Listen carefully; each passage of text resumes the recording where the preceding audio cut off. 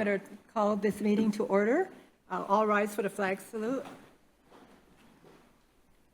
I pledge allegiance to the flag of the United States of America and to the republic for which it stands, one nation, under God, indivisible, with liberty and justice for all. Thank you. Now can we have the roll call? Councilmember Murray. Present. Councilmember Ryan. Here. Councilmember Payne Donovan. Present. Mayor Matsumoto Wright. Here. Mayor Pro Tem Wall. Here. Councilmember Woodard. Here. And Councilmember Sonmore asked to be excused. Move to excuse Councilmember Sonmore. Second. So it's been moved and seconded to excuse her. All in favor? Aye. All opposed? She is excused. Thank you. Okay, do we have any late changes on our agenda? We do not have any late changes, Mayor. Thank you. Thank you. Whoop. Now, next is public comments. Do we have anyone for public comment? Kirk, I see that you've signed up. Do you want to speak during the public hearing or speak now during public comment? Okay. Kirk Ishizaki, you have 5 minutes.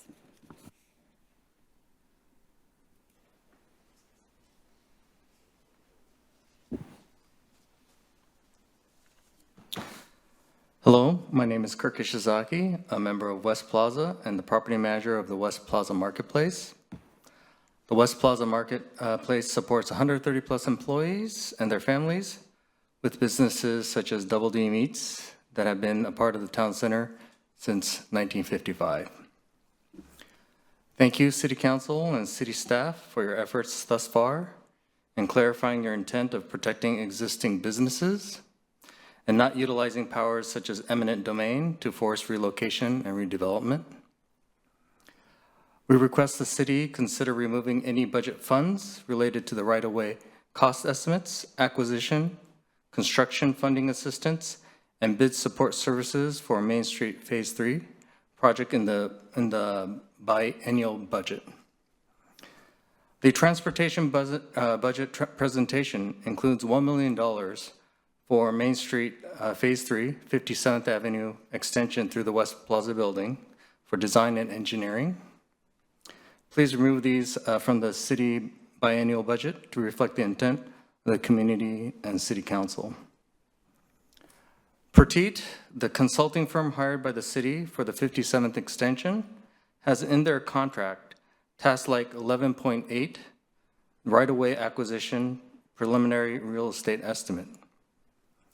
This and Task 12, Task 13, and Task 14 are only conducted by consultants for the purposes of getting projects shovel-ready for construction and grant funding, and would not be necessary unless the city intends to acquire properties and right away to build 57th through the West Plaza building themselves, rather than waiting and requiring it for a future developer.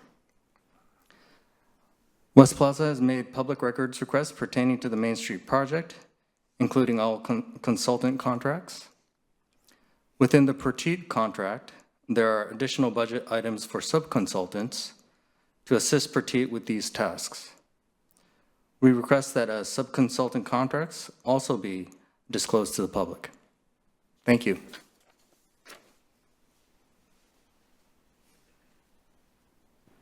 No one else has signed up to comment in person, and no one has signed up to comment online, and written comments have been dispersed to council already. We have a pile of them. Thank you. Okay, Mayor Pro Tem, consent agenda. Thank you, Madam Mayor. Move to approve the consent agenda items A and B. Second. It's been moved and seconded. All in favor? Aye. All opposed? Motion carries. Next, we have a proclamation for the Domestic Violence Awareness Month.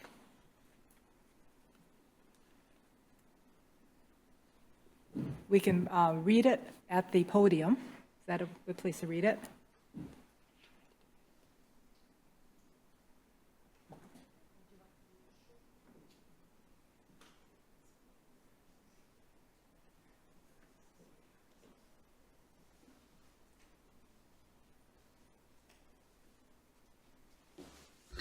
All right.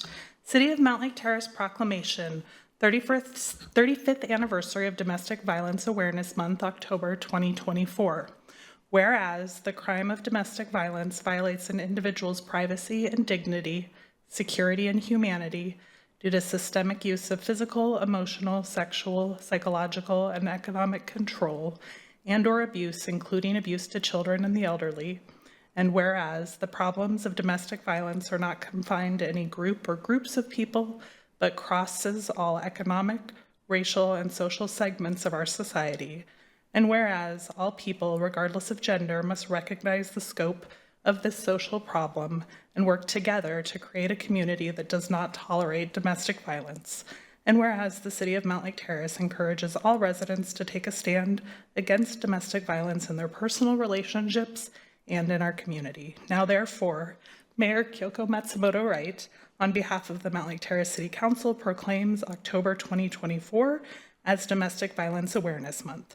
Signed the 16th day of October 2024 at the City of Mountlake Terrace, State of Washington, and the witness of our city clerk. Thank you, Mayor. Thank you, Councilmember Murray.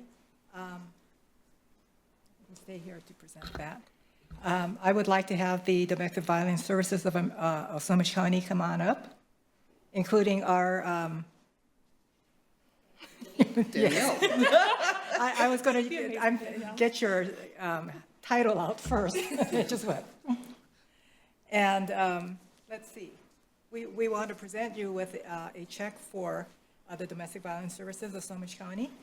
And here it is. And we want to also present you with the proclamation, and then we want to get a photo. Yes, so should we just stand? What's better? Perfect. So you have a regular, yes. Awesome. Oh, yes, fabulous. That's okay, guess. We want to put you in the middle.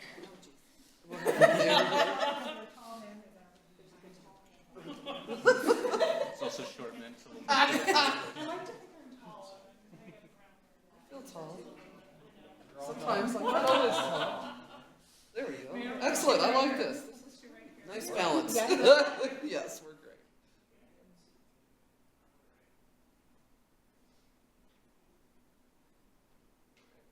Thank you.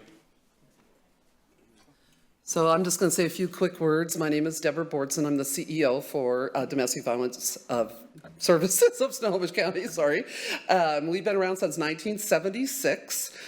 We are a private nonprofit. Snohomish County is in our name so that we serve all of Snohomish County, including Mountlake Terrace. Last year, in our last fiscal year, we helped more than 20,000 individuals with some type of domestic violence, whether it's legal advocacy, prevention and education in the schools to teach children about good, healthy habits and relationships, housing, which is, as we know, is one of our biggest issues. The number one reason that women and children are on the street in Snohomish County is domestic violence. So thank you for this. It's going to go a long way. We have a lot of people still to help, and we just really appreciate it. And then right now I wanted to introduce Christopher, or Chris McBride. He is our Deputy Director of Programs. He's a survivor, and he is also very skilled at sharing PowerPoint. So I asked him to be here tonight. So again, thanks so much. I appreciate it.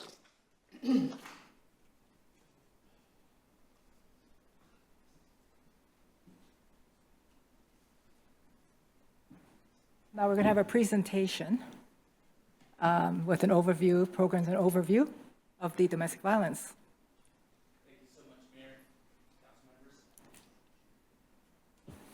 Thank you so much, Mayor, council members. As Deb said, my name is Chris McBride. I'm the Deputy Director of Programs with Domestic Violence Services, Snohomish County, and I've been asked to present a little bit on the work we do, the history of domestic violence services, as well as the impact on the community. And so that's what I'm going to do. So domestic violence services, like most DV agencies in America, started in the mid-70s, 1976 in particular. We were founded as the Women's Survival Center of Snohomish County, and in 1978 we began to utilize safe homes, and we hired our first executive director. We have been part of the Snohomish County community for the last 40 years, going on 50. I'm aging myself a little bit. We bought our first shelter. We actually didn't buy our first shelter. Our first shelter was donated by individuals who saw the need for women, children, and survivors of domestic violence to have someplace safe to create a healthy life for themselves. In 1990, we expanded our services close to the services that we have today, although at a much smaller framework than we currently have.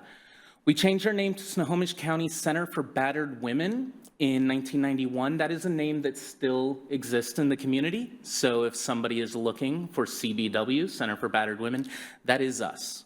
But in 2008, with an understanding that domestic violence affects individuals regardless of their gender, we changed our name to Domestic Violence Services of Snohomish County. And in 2013, we got our new shelter and our new administration building, which is in North Everett, but again, serves the whole of Snohomish County. I'm going to talk a little bit about the services we provide. Our biggest money service is our housing department. Our housing department works with survivors who are both in the community and who are coming out of our emergency confidential shelter to find a new place to start their healthy journeys into the future. Someplace that is safe, someplace that is unknown from a potential abuser, but most importantly, someplace that they can have some normalcy and some safety in their lives.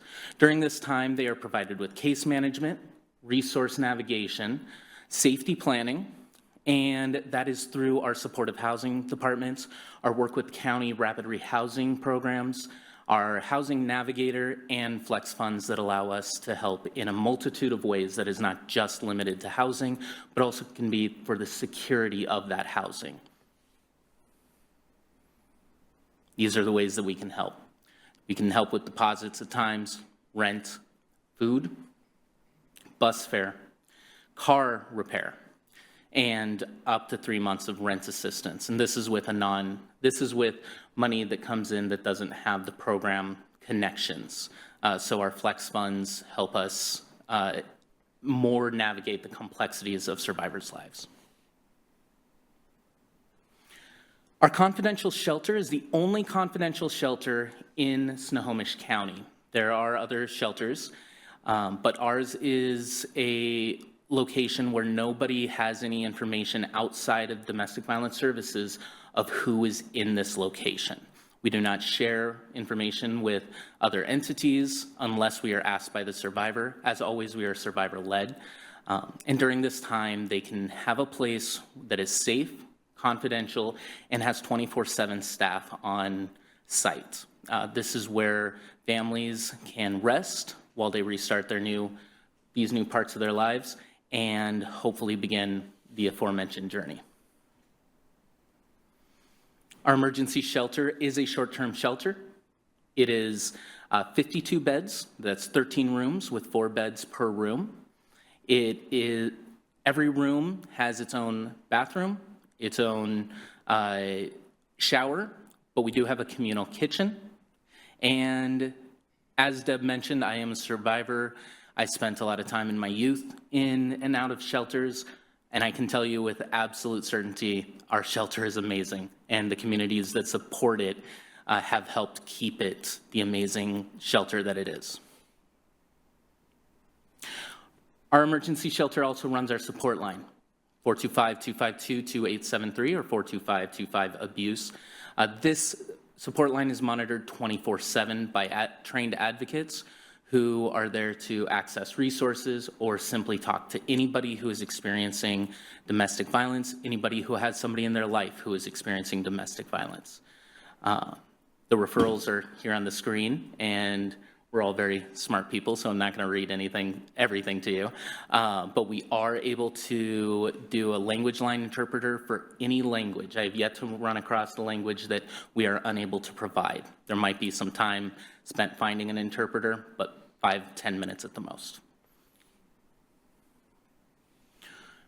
We have legal advocates. Our legal advocates are not attorneys, but they do know how to assist with civil protection orders. That's domestic violence protection orders, sexual assault protection orders, anti-harassment orders, and restraining orders. If there are situations where a client does need legal advice, which we do not provide, we do have close relationships with other community resources such as Northwest Justice Project and Snohomish County Legal Services, as well as other individuals within the community who can answer questions for our clients. Our legal advocates can offer court support, but they can also offer a lifeline to people who have to have questions answered that very few people are qualified to answer. So we are very happy that we can sometimes be that conduit in which answers can be given to a population that doesn't get a lot of them and who oftentimes feel victimized by the system that they are placed in front of. We offer support groups. These support groups they can be in person, they can be over a video conference, they can be a hybrid. We work with survivors to figure out safe, confidential ways to make sure that they have areas and where they can connect with other survivors and connect with resources, conversations about what they've been through. These are not limited to people who are currently in intimate partner violence relationships. These are available to anybody who has ever been in an intimate partner violence relationship. So this serves a lot of people. Finally, we have prevention education outreach. That is the department that works with schools, community organizations, and other agencies like ours to ensure that information is given regarding either healthy relationships or how to identify domestic violence relationships, or simply how to get the best services possible from our agency or agencies around the county. So this is our education side of things. We work with a lot of schools in the area, and we're excited to continue to grow this. This is some of the work that the presentations and the workshops do. We also work with faith-based organizations like churches and community centers throughout the county, from Stanwood to Darrington, down to Bothell, Mountlake, Terrace. This is our community impact report. This is from July of 2023 to June of 2024. We sheltered 106 adults and 146 children. That's 9,600 safe bed nights.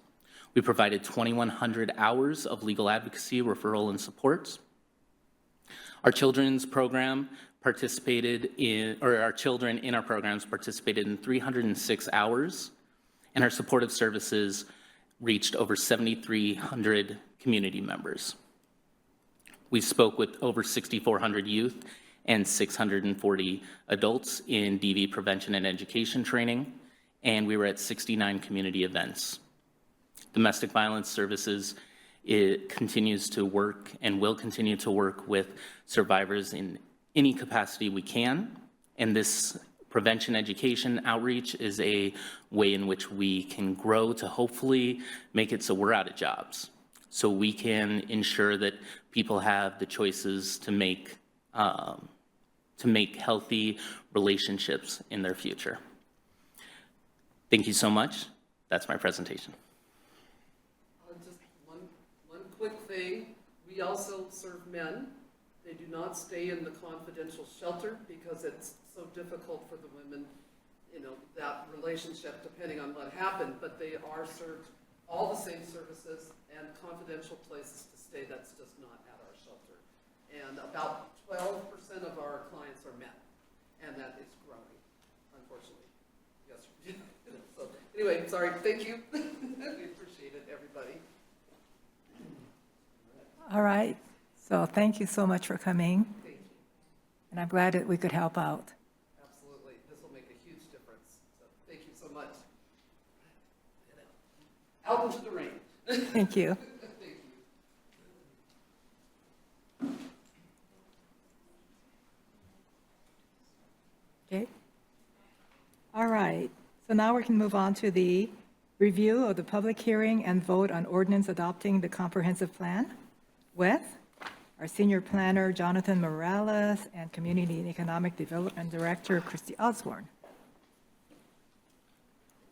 Pardon?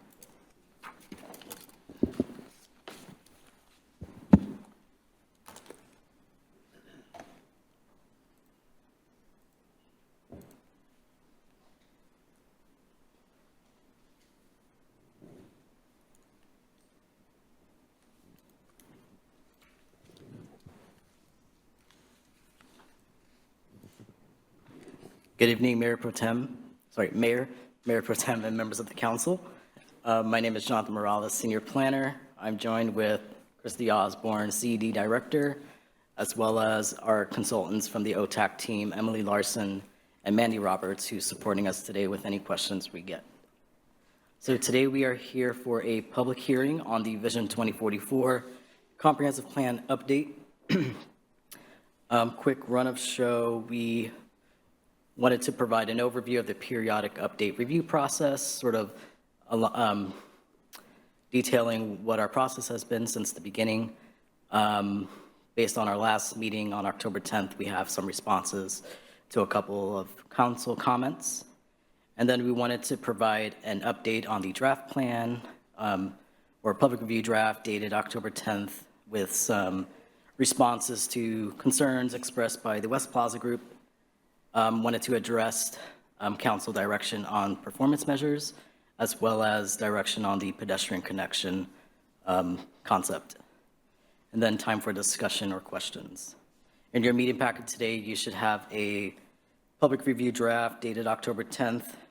This version has been slightly updated and also includes the 4 appendices.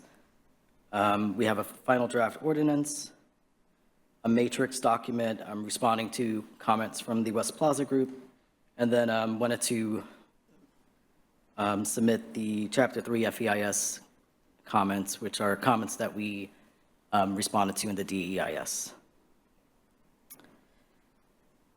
So in terms of the overview of the periodic update process, we began in May 2023, launching this project with the OTAC team and their consultants, sub-consultants.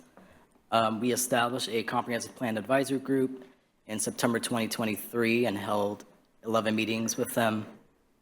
Their role was to inform on goals and policies, the vision statement, sub-area concepts and priorities, growth alternatives, and also act as a sounding board and represent community values and perspectives.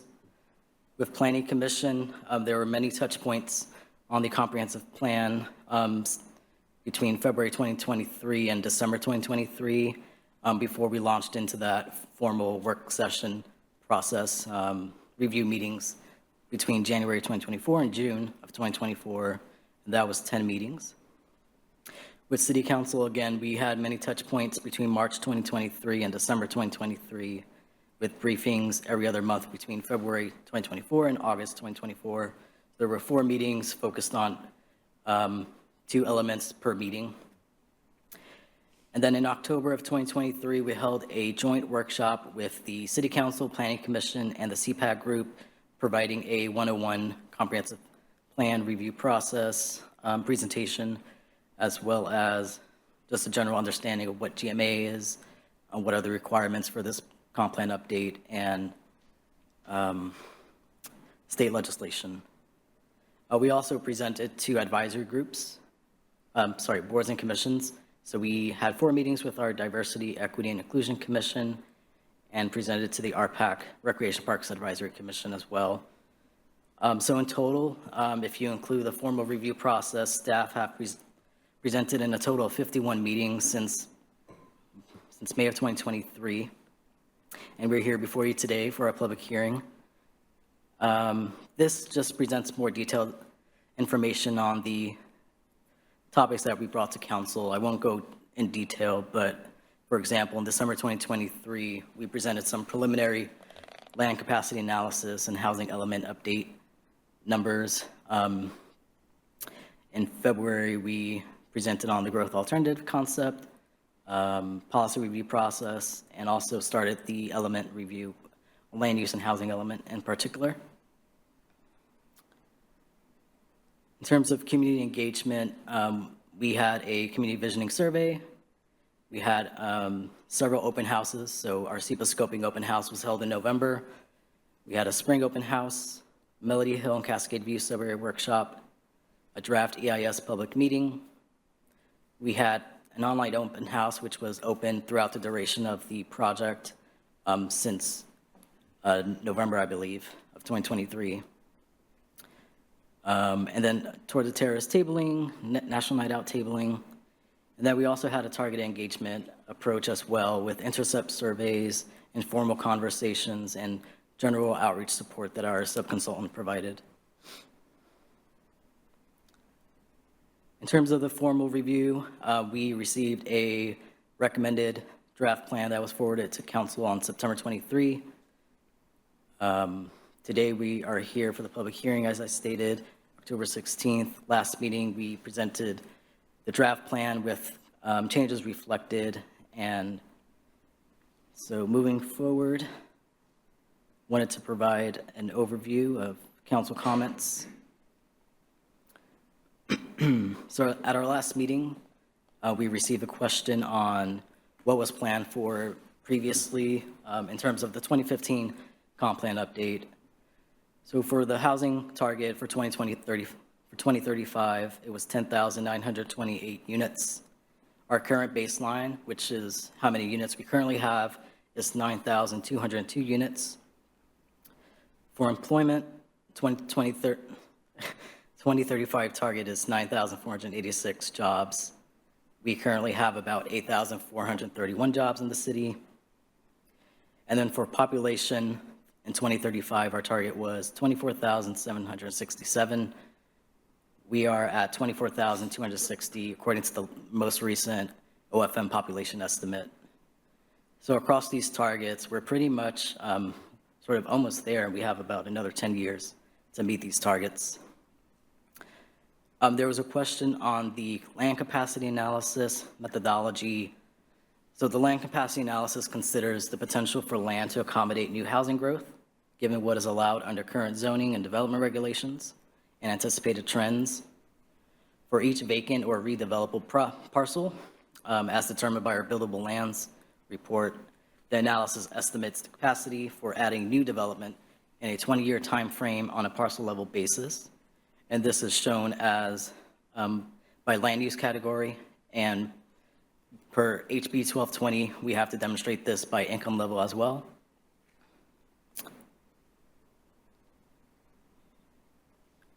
We had a question on definitions and how do we define an ADU versus a duplex, for example.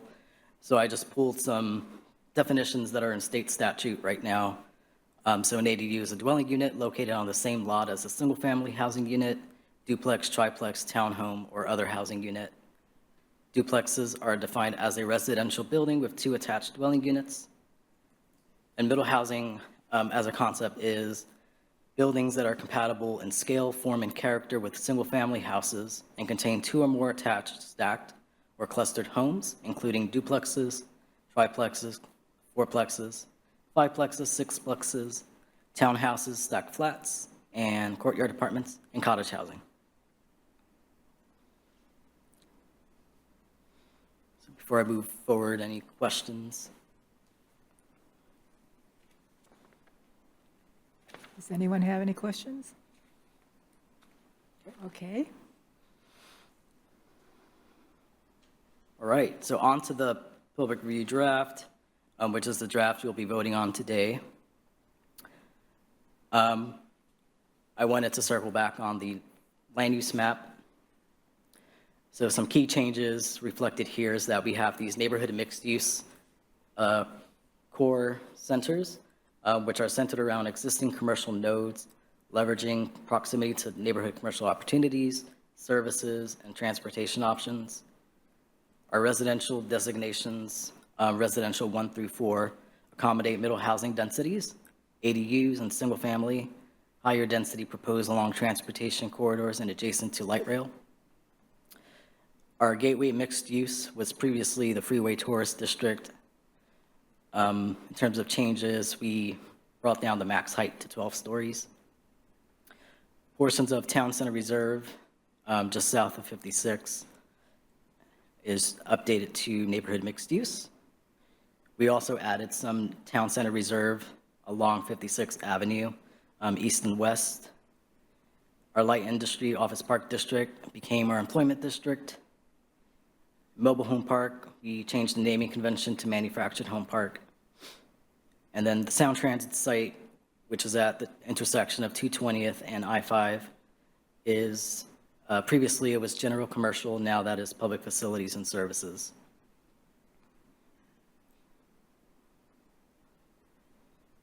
And I wanted to bring these numbers back. So with this land use map, in terms of what can be accommodated for our capacity with the preferred alternative, which is that land use map, by 2044, we would have housing unit number of 19,249 units, population number of 39,445, job number of 13,632, and all of these exceed our target as provided by the Snohomish County for 2044.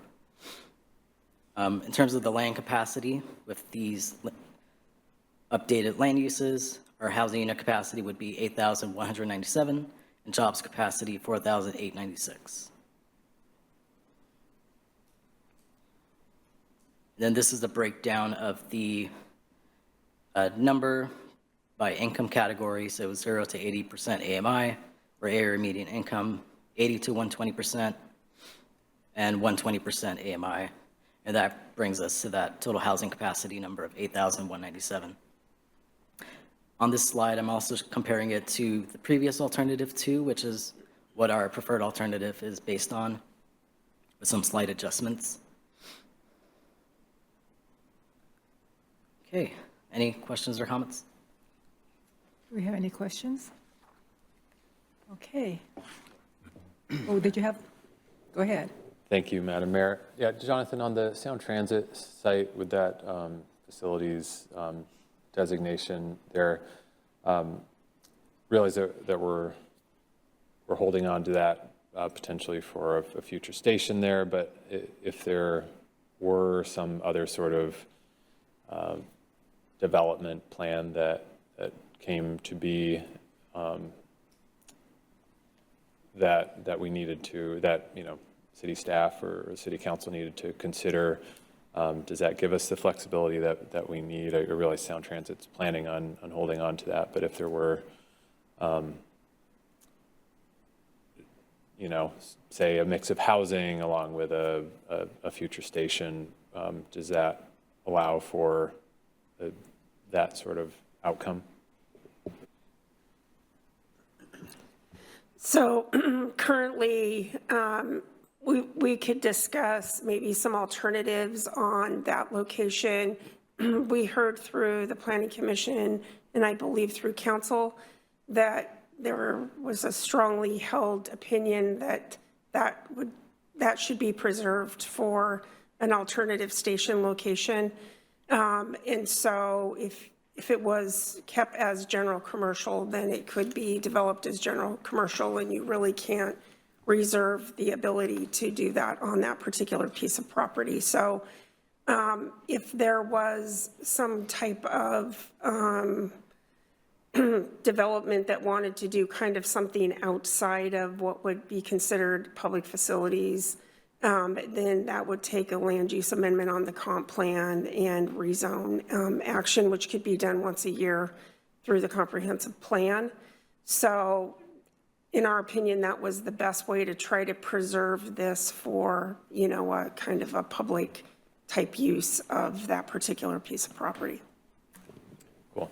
Thank you for the explanation, and you've captured my intent well in terms of holding on to that, but appreciate the information. Okay, Councilmember Ryan. Thank you, Mayor. On that same slide with the map, the gateway mixed use, minimum building height changed to 6 stories. Does that make then, if it's a 6-story minimum, does that have to then go from wood stick construction to steel girder beam construction? I heard things over 5 stories have to go steel. I don't know if that's so still or what. in the case of 6 stories, it would not.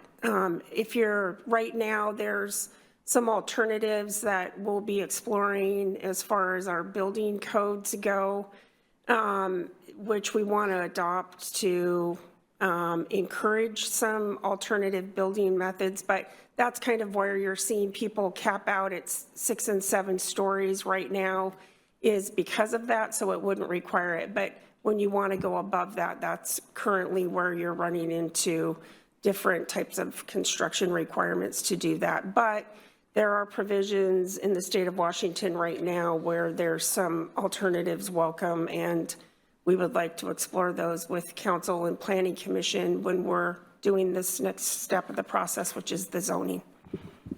Great, thank you. Anyone else? All right. Okay. So we also wanted to address comments and concerns that were expressed by the West Plaza ownership group. I previously presented this slide at the October 10th meeting. So this is our attempt to address some of the comments that were received as part of the draft EIS process. So we identified a couple of implementation strategies that we are tying to the economic vitality element 3.5, which states to continue to invest in public realm improvements for a vibrant, walkable town center and identified mixed-use neighborhood centers. The implementation strategy to implement that policy states that the goal for the development of Main Street, private development, or 57th Avenue West alignment is to acquire right-of-way through redevelopment efforts in town center. Specific to this project, the city will not utilize tools such as eminent domain to achieve the goal. And the city will work with existing businesses to mitigate displacement risk as redevelopment occurs, such as the exploration of negotiated development agreements for relocation of existing businesses or relocation assistance. And then we also called out policy EV 2.8, which is related to anti-displacement and the associated implementation strategies. These implementation strategies are also carried forward to the transportation element, so that's also noted in those implementation strategies as well.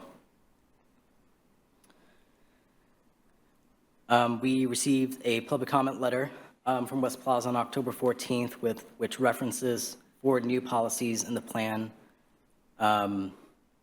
referring to them as a threat to property, and their suggestion to add 3 additional new policies to address their concerns. So the policies that are referenced are the same that was distributed to council at the last meeting, October 10th. And so staff prepared a response to the public comment letter, and so that's in your packet titled West Plaza Ownership Group Comments and Proposals, and it's separated by draft EIS and the public review draft. So related to the 4 policies that are currently in the draft plan, staff recommends not removing these policies as they are foundational to past, current, and future planning efforts. And so in terms of discussion, this matrix provides some direction on how we would address the new policies. And so we are seeking direction today from council on whether to add the newly proposed policies as is or with changes. So wanted to stop here and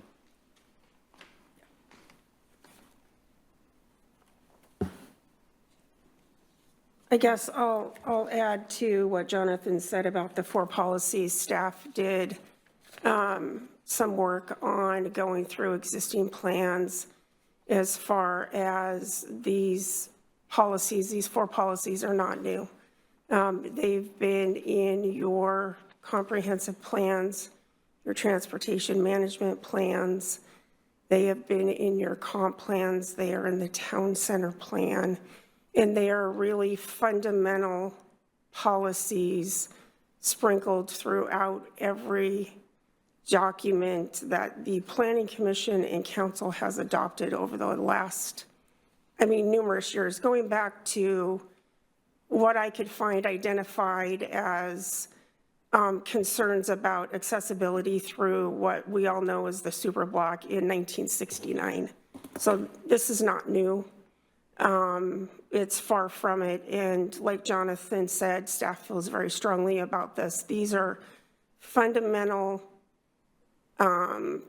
policies and goals that we have taken through citizen advisory groups, through planning commissions and others for numerous years, and they've been in your plans. So to take these policies out really will tip the scales of what we believe will be the future redevelopment efforts of not only town center, but really how we are going about future growth for this community in general, and how we support that and be proactive in planning for those changes that are coming our way. So we'd just like you to consider that and some of the policy language that we pulled out of different plans to show, in fact, that these are part of your base, kind of your core thinking that we've had for numerous years. All right, do we have any comments or questions? Councilmember Payne Donovan. Thank you, Madam Mayor. And Chrissy, I guess I have a question for you. You know, I've been sort of sloshing these around my head since our last meeting, and appreciate the staff response to these requests. I think, you know, as we heard, you know, there's this concern about use of eminent domain and sort of an intent by the city to purchase properties or use eminent domain to take properties from folks. And I think, you know, it's one thing to do that sort of for existing right of ways, but as folks try to wrap their head around the concept of you know, a new 57th or any other cross-block connector, which I agree. You know, I agree with your take on these really being key to the vision town center plan. I'm just thinking back to the town center plan update, which you were, I think, you know, newly minted staff at that point, and you know, it's an idea that you know, a concept and a plan that I really appreciate because of the opportunity to, you know, as a pedestrian, you know, picture myself walking through those blocks with better connections to the shops and amenities and the you know, new houses that we are hoping to see in town center. So all that said, I'll just sort of restate my question about the city's use of eminent domain in this instance, and the sort of how you know, these corridors might come to be, and you know, how that would work with current, you know, large lot owners in town center. Sure.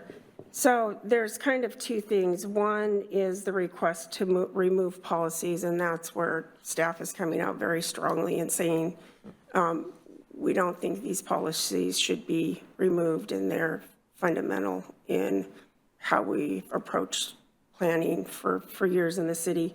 The other is the addition to policies, and staff is not saying not to take a look at additional policies, that the 4 policies that came before you at last meeting. So that's something separate.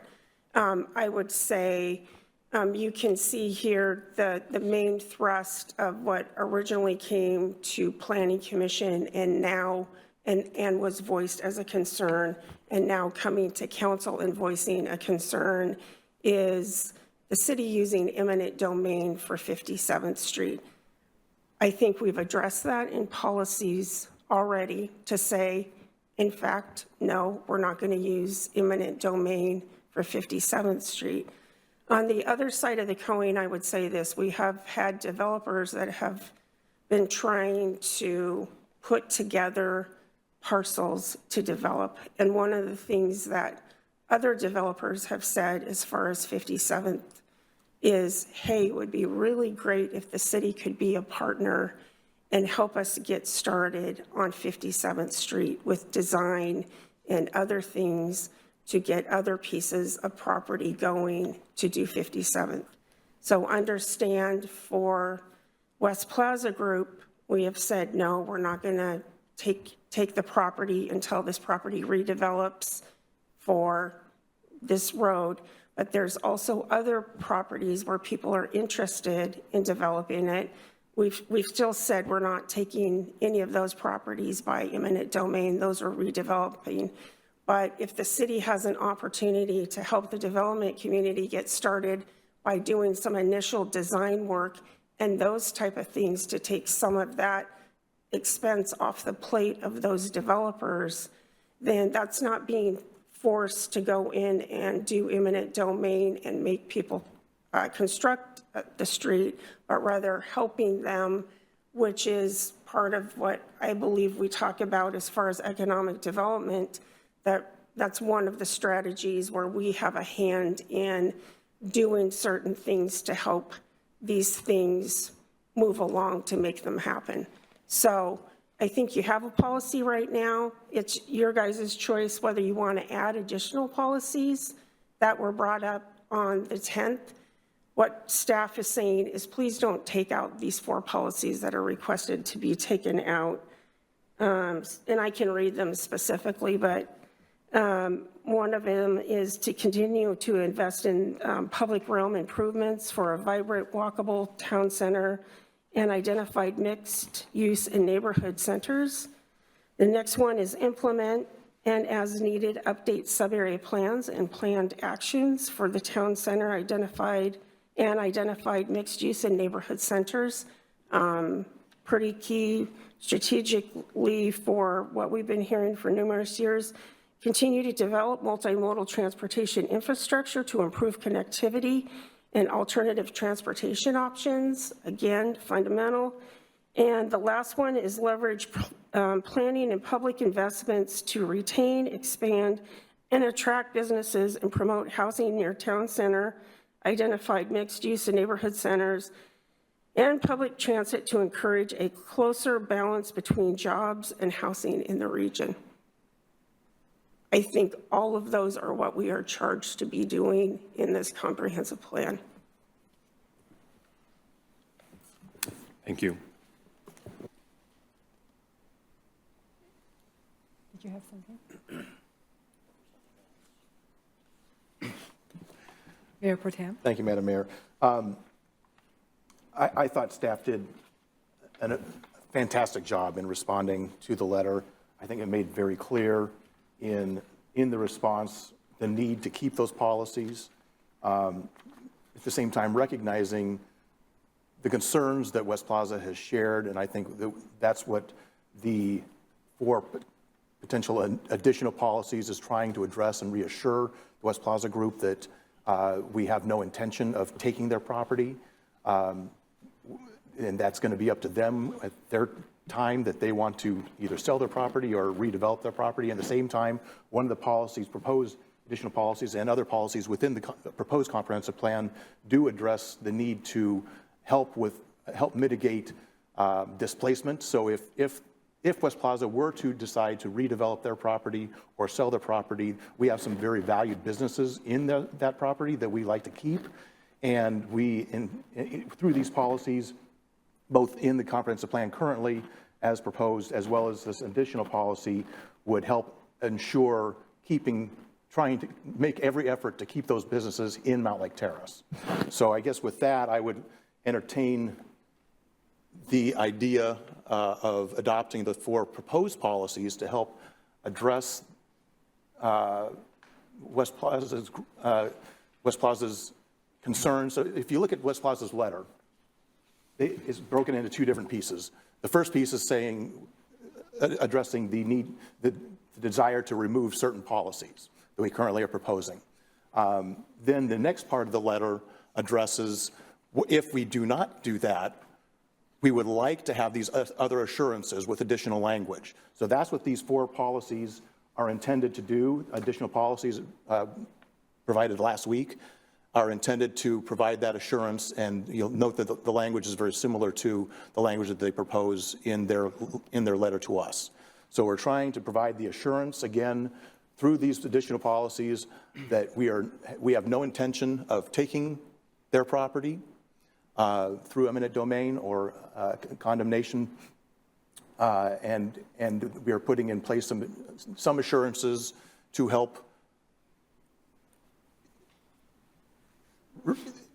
in the process of in the future, if there were any actions to be taken that might endanger that need. In other words, we're a council. Our current council has no intention, but in 15 years there's going to be a different council that has a different intent. And this language is intended to put in place a process, which I believe we already have a lot of different processes in place through code as well, that will help ensure that if eminent domain is ever proposed for that property, there's going to be a public process in place to ensure that that's out in the open, and we're not doing this behind the scenes, and we're not taking property behind closed doors. So this is that the idea with these 4 policies is just to help provide that assurance. So I would encourage the council to adopt these 4 policies. Or I'm sorry, amend or include these 4 policies in the proposed comprehensive plan. Which is already part of this. We have to vote to get it in. I guess it's my understanding the staff is looking for consensus of the council or the majority of the council to say, yes, that's indeed the direction that this council would like to go. That's correct. And if you do move the majority to move in that direction, we have located where we think those policies best fit in the plan, in the draft plan. Do we do that before we open the public hearing? Do we vote on that before we open the public hearing? No, I think you would open the public hearing, then close it, and then resume your deliberations after a motion is on the floor. So we're just going to go on to, okay. Mayor Pro Tem Wall? No, I think they're, they're, unless there's anything further. We just wanted to outline the comments and kind of the direction and have a little more discussion on that because it morphed a little bit from last week per the comments.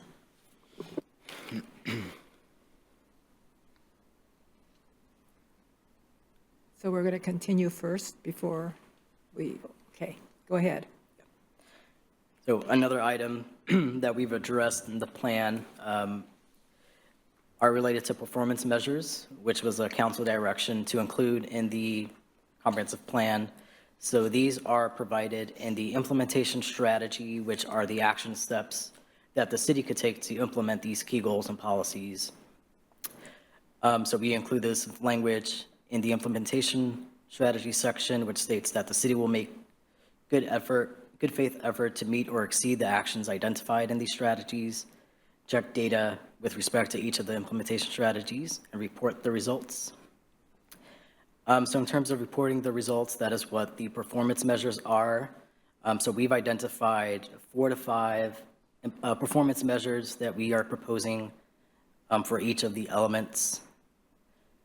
And these will help inform the development of the required 5-year implementation progress report, which we're required to submit to Department of Commerce. And these build off of the implementation strategies and also key priorities that were identified in the planning process. So for the environment element, we've identified 6 performance measures.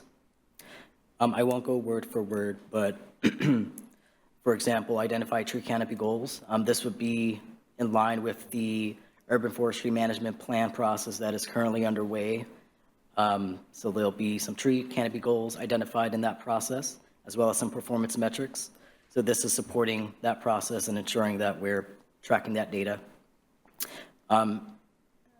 Sort of along with that is leveraging the city's recent tree code update to facilitate public engagement and education processes on heritage trees and tree protection or preservation. We're going to be working on a climate action plan, which we would like to reassess every 5 years. We're required to do a climate element by 2029 and monitor greenhouse gas emissions annually, update the critical areas ordinance, which we will be doing after the comp plan process. We're required to have that done by December 31st, 2025. For economic vitality, we are proposing to annually track number of jobs in the city, number of new licenses applied for in the city, so business licenses, number of jobs created specific to construction projects, commercial and industrial square footage added to the city, and tracking the short, medium, and long-term implementation as specified in the action steps in the Economic Development Strategic Plan. I can ask questions per slide, if that's good. Councilmember Murray? Thank you, Mayor. Thank you, Jonathan. It's always helpful to have it up still, so thank you for that. I appreciate that opportunity. Curious if we have data that would allow us to track the total number of business licenses in addition to just the new business licenses, so we can better understand kind of the attrition, not just kind of I assume it's not just a net add every year in terms of each new business license. I assume that there are some that don't renew or that move out of the city. Yes, so we are a city that endorses state business licenses. So with each business that applies for a business license through the state, they're required to also apply for a city business license. So all that data we have and we track, and that's yeah. Do you have anything else? Could we track that as part of, I guess, our performance measures? Absolutely, and that's through community and economic development now, so we have that ability. Awesome, thank you. And then my other question was similar in the commercial and industrial square footage added to the city. It'd be nice to know the, kind of hopefully the net increase, but, that way if we are losing commercial industrial in some places, we kind of understand the whole picture, not just what's been added. Yeah, Does that make absolutely. sense? Okay, awesome, thank you.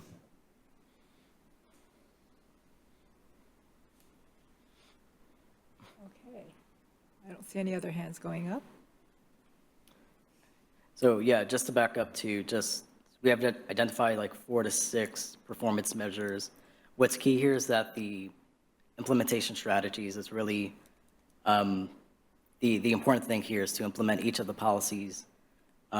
Specifically what's measurable, we are proposing these that we will be able to track annually as required.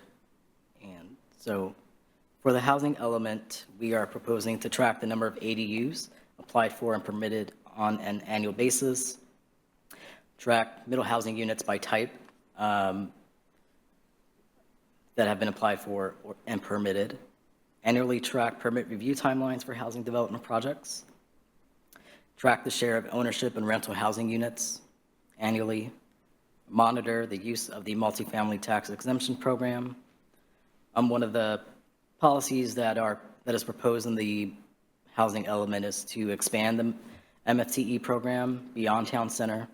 So that's something that we could be able to, if that is pursued, to monitor that as well. Monitor the number of new subsidized or affordable rental units added to the city's housing stock, specifically units that are available to households earning below 80% of the area median income. For the land use element, annually track permit review timelines for land use permits. So with SB Senate Bill 15290, we are required to amend our permit review timelines and ensure that that's implemented, I believe, by January 1st, 2025. So that goes along with that. Track population, housing units, and job units for progress toward meeting our 2044 growth targets. Monitor community engagement programming for long-range planning projects and other major projects, and update and implement sub-area centers and corridor plans, and track progress toward the goals that are identified in these plans. Questions? Mayor Protem Wall. Thank you, Madam Mayor. Jonathan, great job with the performance measures. This is exactly what I was looking for. I appreciate you coming up with these. I think you did a great job. I like Councilmember Murray's suggestions on the economic vitality element. The one thing on the land use element that I'd like to see is tracking the buildable land capacity. And so in other words, each year when we have somebody build a project, that land capacity was, let's say we had zoned that for 250 units, but only 125 units were actually built. And so that 250 units of capacity are no longer available. So I think we need to be sure that we're tracking that to determine if we're, in 5 to 10 years, every 5 years we're doing the buildable land capacity, right? So in 5 years, next time we do the buildable land capacity, we know exactly where we're at and where we need to add, or tracking how we're doing on capacity. And if we need to add capacity elsewhere to be able to make up for the units that we may have lost in certain developed projects. That'd be it. But otherwise, great job. Thank you. Great, that's easy enough. All right. So moving on, sorry. We have one right here, Councilmember Woodard. Thank you, Mayor, being all quiet down here. I just want to make sure that it's accounted for in one of these 4 bullet items. We, at one point, were having quite a few quasi-judicial decisions to make, and I would like to think those are no longer going to come our way with the contract. But nonetheless, are those decisions tracked somewhere within these 4 land use elements? We can, just the number of different types of permits that we're seeing every year. For hearings or for decisions, site plan reviews, conditional use permits, those type of numbers you'd like to see? I would. I don't know. Okay, absolutely. I mean, we've tracked those, in the past, and absolutely, that's easy for us to do. I was hoping so. Thank you. And we are trying to keep those quasi-judicial decisions from council. Like Jonathan said, we amended our process and procedures for those things and are trying to, where we think, get them in the right place with hearing examiner, or where we can to do those administratively in-house. The state has some additional rules for us, and so you'll see some changes to the codes coming up as well, as far as timelines and processes. So more to come, but they still won't be coming back to you. You guys will be doing the important stuff.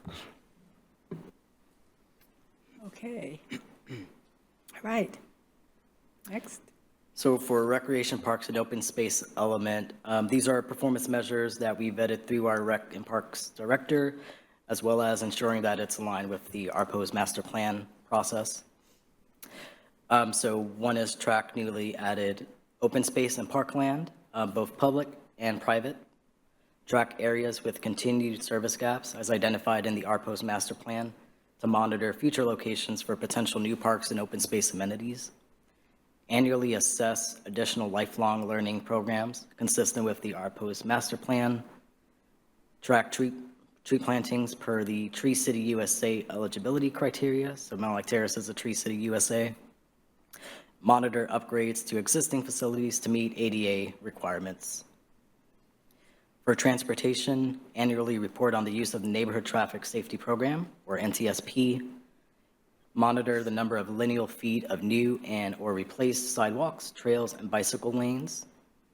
Monitor traffic impact fees and biennial review of rates.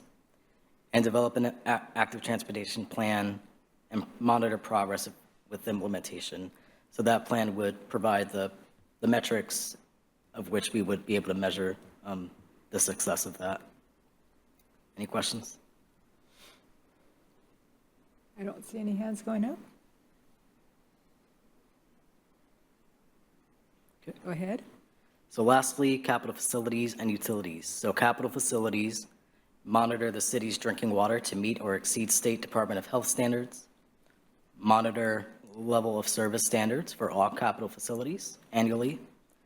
Monitor utility bill rates. Annually review and revise as needed the 6-year capital facilities plan. For utilities, annually review and update fees being charged for right-of-way uses and for leases of city property. Annually identify and apply for grant opportunities or partnerships. Improve resource conservation, such as replacing incandescent streetlights with LED lights, and develop and require franchise agreements for all utility providers. Okay. I don't see any questions. Go ahead. Okay. So lastly, one of the other items from our last meeting that we wanted to address was public comment received on a pedestrian connection across the Lion Creek. Just wanted to note that several policies in our transportation element reference multimodal planning and infrastructure, pedestrian bicycle connectivity, and bicycle infrastructure improvements. For example, we have a policy in the transportation element 3.7, which states to provide a pedestrian system that connects people between amenities and destinations throughout the community. We also have in the element and also in the Appendix D, Transportation Background Report, narrative that states continuity and the pedestrian network is interrupted by Lion Creek to the east of the town center and by I-5 to the west of the town center. So that is noted as something that there is a gap there in terms of continuity and connectivity. So staff's proposal to address this comment is that we would add this concept as a new policy under goal TR3, which states goal 3 is to provide an active transportation network and access to reliable transit for all ages and abilities. So we are proposing adding a new policy, policy TR 3.23, which states evaluate the feasibility of an east-west pedestrian and bicycle crossing at Lion Creek. So wanted to get council's thoughts on this. Do we have any questions? Great. Councilmember Payne Donovan. My thoughts are that I like it. So that will be at least addressed in the comp plan. Yep. So if anyone in the future sees that, they can say, hey, look, well, let's work on that now that we've built everything else that we can spend our money on. Huh? All right. So I don't see any more questions. We can continue. Okay. Then just wanted to wrap up with some of the final steps that we'll be taking. So we have some minor changes we'll need to make to the plan, just related to formatting and grammar, things like that. We also wanted to look into changing the cover of the plan. So we'll be looking into that, as well as fixing some older references to the Mountlake Terrace light rail station. As it's no longer a planned light rail station, it's active and current. We need to add in a couple of adequate provision checklists that are missing in Appendix C, and then make any final changes that we heard here today by council. So. Okay. Any other questions? Any more questions? Mayor Pro Tem Wall? Thank you, Madam Mayor. Yeah, and I think this would be covered. Just wanted to make sure that it, in the grammar and edit is under land use 1.4, where it says the amenities that could be expanded through public-private partnerships include, one is food truck carts. I think we intended to say court, food truck courts. Like a court, like a food truck park, a park or a court for food trucks. One single cart, right? Oh, okay. An area for. So that's a change that you want to make in there? But that was, I assume, could be used as one of the cleanup edits that you're referring to, but Yeah, just in case. absolutely, thanks. Just in case anybody opposed that. One food truck does not make a quart. Yeah. Thank you. All right, anyone else? You guys did a really, really good job with all those hours you put in. Thank you so much. Councilmember Woodard? Thank you, Mayor. That's the street I was on as well. I just want to go back to what you said, 51 meetings. Goodness gracious. I feel like I was a part of well over half of those, so I can account for a good percentage of those. But as you were just saying, what a lot of hours, and to have it all coming together now has been amazing. That said, I did want to just say this publicly about the performance evaluations. Because we've been at this so long and performance measures kind of came at the end, so sometimes we want to overachieve. I would just say, come back to us if that's too much, I think is what I'm trying to say here. That was a lot of performance measures. And I'm thinking to myself, well, if they're part of your workflow, then it's, like I said, easy check mark on some levels because it's part of the workflow. But if it's genuinely new work, I think we should be held responsible for that rather than just saying, get it to us. Let's see how that's negotiated. So just wanted to make that clear. Appreciate all the work, all the feedback, and looking forward to opening up the public comments. Yeah, I'll do. All right.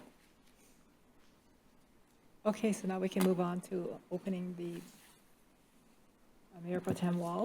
Thank you, Madam Mayor. Move to open the public hearing. Second. So is there, it's been moved and seconded to open the public hearing. All in favor? Aye. Aye. All opposed? Public hearing is now open. Has anyone in the audience signed up? No one has signed up in person. No one has signed up to speak online. And any written comments have been distributed to council. We have a whole stack of them. All right. Then, does anyone have any questions of the staff? We just had all of that, but any more questions? If not, then is there a motion to close the public hearing? Mayor Pro Tem Wall? Thank you, Madam Mayor. Move to close the public hearing. Second. It's been moved and seconded to close the public hearing. All in favor? Aye. Aye. All opposed? Public hearing is now closed. Now, is there a motion to approve the agenda? The Mayor Pro Tem Wall. Thank you, Madam Mayor. Move to approve the proposed comprehensive plan update. We need to do amendments next, but got to put it on the table, right? Second. Do I hear a second? There was a second. Okay. It's been moved and seconded. All in, now discussion. Anyone have any questions, discussions, comments? There. Councilmember Woodard? Thank you, Mayor. I think this is the time to share this. I'm going to, so let's see what happens. I want to go on record. In particular, I did receive a phone call from Justin from Double D Meats requesting a conversation. First half of that was he said he had tried before, and I will just say I've had my phone for a long time. That's the first voicemail I've had in 6 months. So if it was a phone, we'll look into that. But if it's email, I know that there have been some email issues. I will just say from VOA's perspective, our emails have been going to people's junk mails, so just kind of putting that out there. I looked in my junk mail, didn't see anything, but just kind of putting that out there in case anybody else is having that same issue. But that stated, I just wanted to say thank you for taking the time to reach out. Our schedules did not connect for me to be able to come and speak to you, but it did influence my decision to not put up a stink, I think is the word I'm going to use today, around the 4 proposed policies that you've recommended. I went back and listened to our conversation last week. I looked at how I handled myself. I looked at the questions. Councilmember Payne Donovan actually had some comments that really resonated with me days later.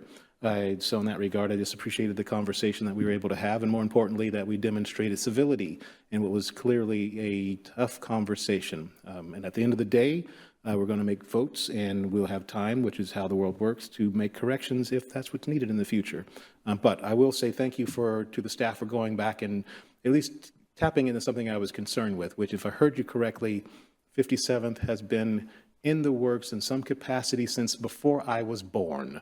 That's what I heard you say. I'm not born in the 60s, so I'm going to have to say that this has been on the table for a while, which is what I was trying to say in this idea that when I joined the council, I accepted that on some levels I'm part of a continuum, but it is also my responsibility to correct mistakes, and I wasn't feeling that's what was happening now.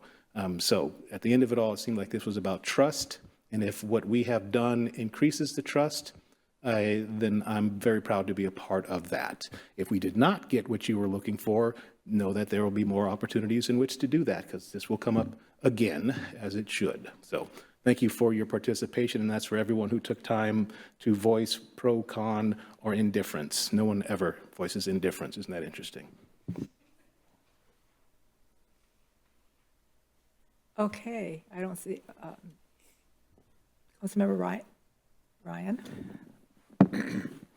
Thank you, Mayor. This just to clarify that when we vote on this, we don't need an amendment. We just, as is the proposed policies Or are you going to do an amendment? Is that how we have to do it? Yeah, I think the staff is looking for us to Okay. do an amendment adding the 4 proposed, as well as you had an additional transportation policy recommendation. So I think we need to add that as well. Yes, the staff is looking for amendments. Oh, okay. I'll let you do that. So this one, we're just voting on, We need to add the amendments before we vote on. oh, okay. All right. So who is next? Are you next on it? I guess I'll start by, shall we do all, oh, sorry.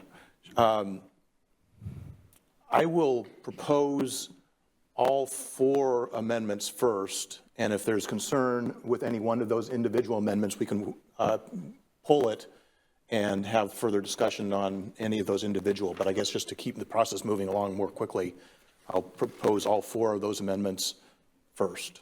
And I guess we need a second and then discussion. Okay, so I'll second that motion, Mayor. thank you very much. So now, Just to be clear, everybody knows which 4 we're talking about, right? right. Right. So we're going to be voting on that now, or we're discussing it some more? Discussion if necessary. Are there any more discussion on that? So we can just go ahead and vote on it. Go ahead, Councilmember Ryan. Thank you, Mayor. Should we be specific as far as the EV, LU, TR, and UT numbers? I think we addressed that, but go ahead. Yeah, staff has outlined those in one of the memos. But they've suggested where in each of the elements those new policies would go. Okay. And just to be clear to the public, the 4 policies we're talking about are related to responding to West Plaza's group trying to address various measures related to mitigating displacement, communication to the public, and reviewing potential eminent domain issues.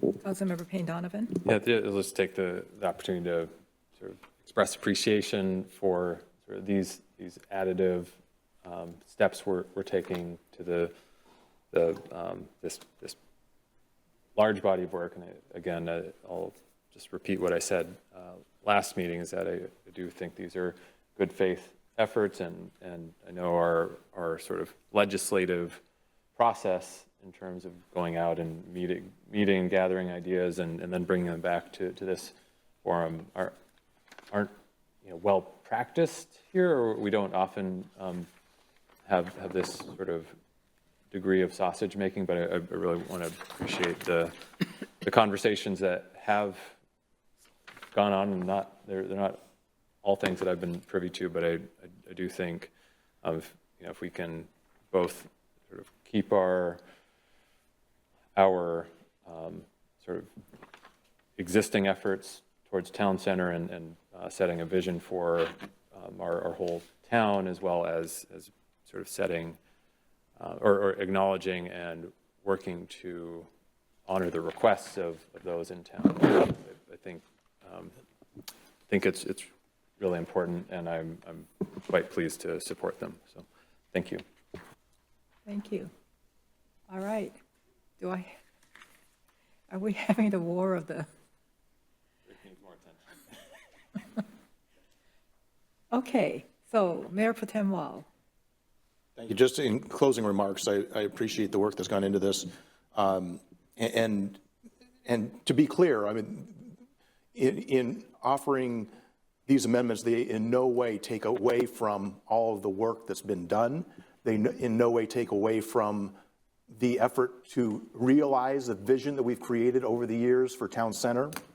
But they are providing some assurance to the West Plaza Group in addressing their concerns for 57 specifically.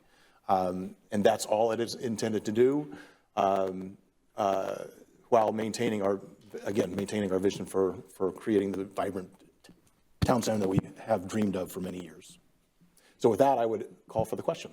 Well, so does that, is the 4, and then is the last transportation item in, as part of this, or we're going to add that later? will require an additional separate. So we're going to vote on this and then do another amendment. All right. Mayor Pro Tem Wall. Call for the question. All in favor? Aye. All opposed? Motion carries. Mayor Pro Tem Wall. Thank you, Madam Mayor. Move to also approve the staff proposed transportation policy that I don't have the language in front of me for. It is. I can, For the east-west connection, Policy TR 3.23, evaluate the feasibility of an east-west pedestrian and bicycle crossing at Line Creek. Second. All right, so that has been moved and seconded. Do we need to discuss that before we vote? Okay, I'll call for the question. All in favor? Aye. Aye. All opposed? Motion carries. all right. All right, then, we're done with that. Mayor Pro Tem Wall. Thank you, Madam Mayor. So prior to final adoption of the comprehensive plan, which we will vote on next, assuming there are no further amendments, I just want to thank everybody involved. We had a tremendous effort from the community, from our Citizens Advisory Group, from the consultants, from the staff, from the Planning Commission to the council, to all those involved in the comment process.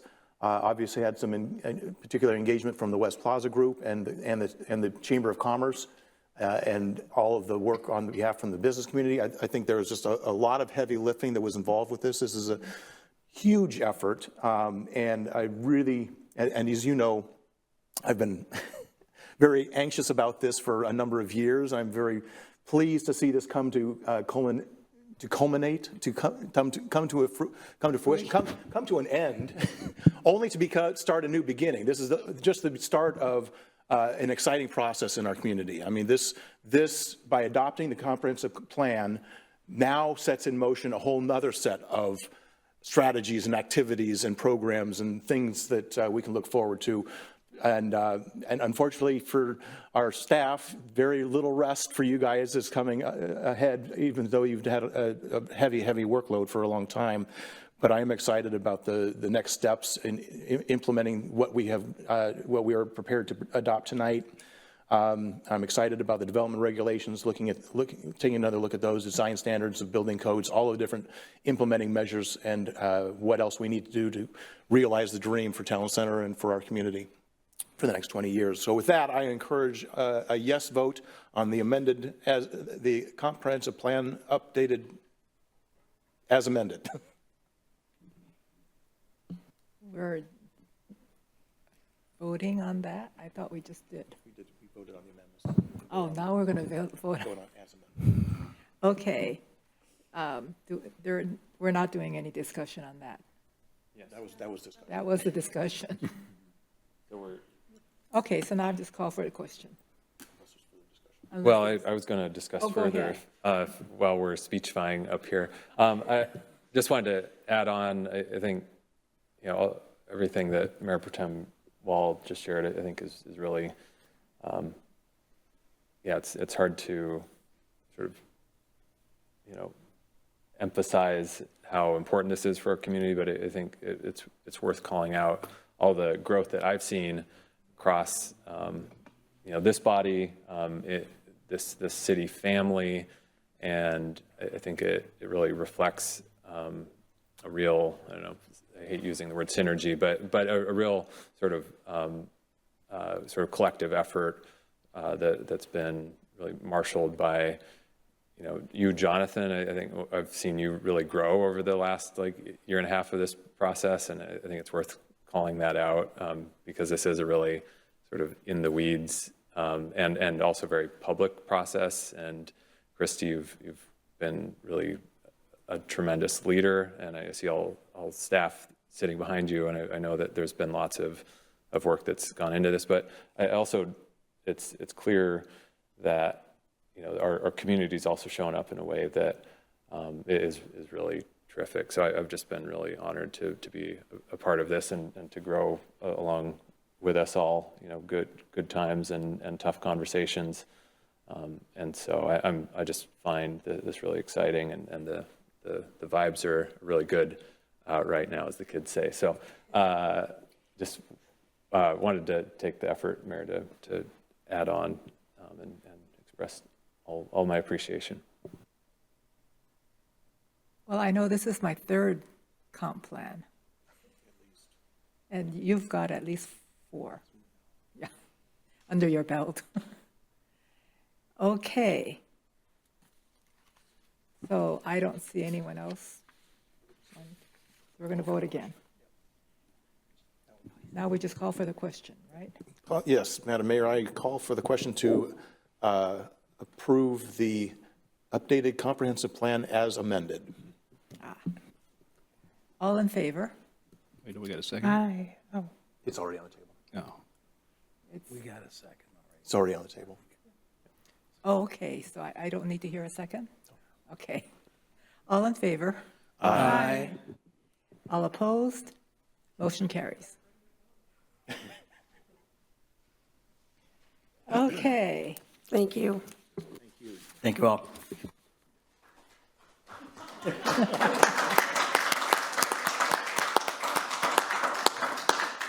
Are we the first city? Do you want a break? I'm not sure how many other cities have done it. I've had it, and I'm sure they have too, enough focus on our own. I don't know what anybody else has done. Because I think Edmonds is just getting started. No fun. All right. We beat it. We beat it. All right, so we'll take a 5-minute break. 5-minute break. We'll be back at 8:34.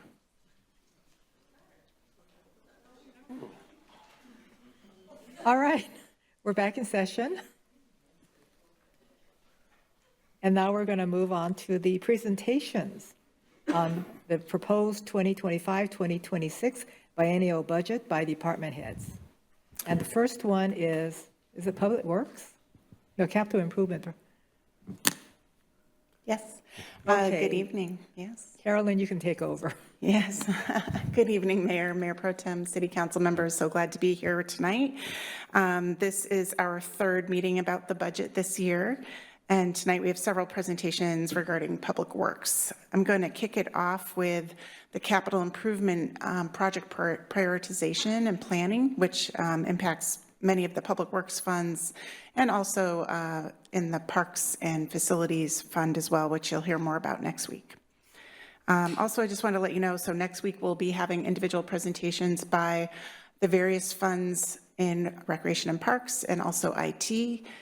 And then by the end of the month on October 30th, we'll have the final budget posted for you and the community to review, and we'll have opportunities for public hearings and so forth. And with that, we'll move into the capital improvement program prioritization. So just a little background on capital improvement programs. Capital funds are generally one-time project funds. They may be extended over several years, as it sometimes takes several years to accomplish a capital project, but they differ from operational funds in that operational funds are for ongoing expenses, things like our salaries, services, supplies, and maintenance. Generally, a capital improvement project has a cost of over $10,000 and a useful life lasting over 3 years. And we'll be talking tonight about several of the project lists that we have in transportation and the utilities tonight. So you'll hear more about the specifics soon. This year, we prioritized all of the capital funds using a similar prioritization process. And we'll be going through that here in this presentation. And we also have in front of you an 11x17 piece of paper with a big table on it. And those are the details of the prioritization process. So we'll walk through that together, but just wanted you to know that was in front of you for your reference. So the first element of prioritization is whether the project was planned for, and that could be in the comprehensive plan that you just adopted. It could be in functional plans like the RPROS plan or the Transportation Master Plan or one of the utility comprehensive plans. Those are the most important plans, but there also could be an adopted master plan or a feasibility study for a particular project. The other thing we looked at was life expectancy. So will the project prolong the life of an asset that we have or replace it so that we can maintain our level of service? We also looked at whether there were regulatory requirements for the project. There's a wide variety of things, but some examples might be environmental regulations, Americans with Disabilities Act regulations, and looking at whether we are meeting building code or transportation regulations. Safety is, of course, very important, and this is for any user of a facility that we own. So that could be the public, it could be our employees, or a very specific group of people that use a facility. We also looked at demand for a project, and that could be based on the level of service that we have for a particular facility or a piece of infrastructure, but it also could be based on public engagement and the public demand for a new thing, and also could mean the number of users that are using a facility. So level of service is another item that we looked at. This is ensuring that we have access to a particular project area or a piece of infrastructure now, and that it's meeting the community needs now, and also planning for the future. So as we grow, making sure that our facilities can accommodate that growth. Another thing we evaluated is whether we can improve service delivery. And this means that we are creating efficiencies, and whether that is reducing expenditures or increasing revenues. And this is just an example. It's a photograph of an HVAC system on our, I think this is on the police department's roof, that we're getting ready to replace. And basically all new HVAC units are much more efficient than the old ones that we have that are 20 or 30 years old. And they will have energy efficiencies and also cost efficiencies because they will use less fuel. So that's just one example, but it also could be that we have a project where maybe we're increasing revenues through a new service or partnership. Prioritization of economic development related infrastructure is also important. These could be things like our Main Street infrastructure. It could be improvements to our utilities to ensure that we have enough capacity to achieve the growth targets that we just adopted. So these all will influence economic development and growth in the future.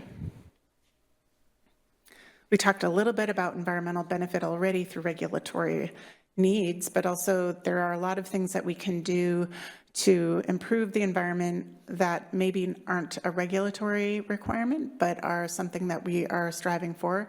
One example is the tree canopy urban forestry plan that we're embarking on. Some cities are looking at how we reduce heat island effect. Some cities are looking at building green buildings and. Ari, we have a. Oh, sure. Member Woodard? Yes. Thank you, Mayor. I didn't mean to cut you off, and you might have been getting to it. I love that this picture showed up twice. So I wanted to start by saying that. Specifically because I would have said in the master planning we were just doing, comprehensive planning, that my family reached 20 years last month. And so we've stared at this particular corner for the last 20 years. When we first got here, there were no sidewalks where they're standing right now. So I just want to applaud us to say, hey, you want to know what improvements look like or what change looks like? That bike lane where they're walking safely, you were carved out, very few lights, and whatever time you got home, you took your risk coming down 230th. So I applaud whoever's idea that was. We also had this same corner, if we back it up, 2 intersections, where now there's the 4-way stop sign, where it used to be this a 2-way stop sign. I bring that up because as we're doing our safe routes to school, you had this council doing our best to advocate to turn that into a 4-way stop, and we were told the numbers didn't line up. I had said, please have a look at that corner. So that would be 58th and 230th to see that history of how that became four-way stops. I would just say that from where I sit, that has saved a lot of lives, literally, and just want to put that back in motion.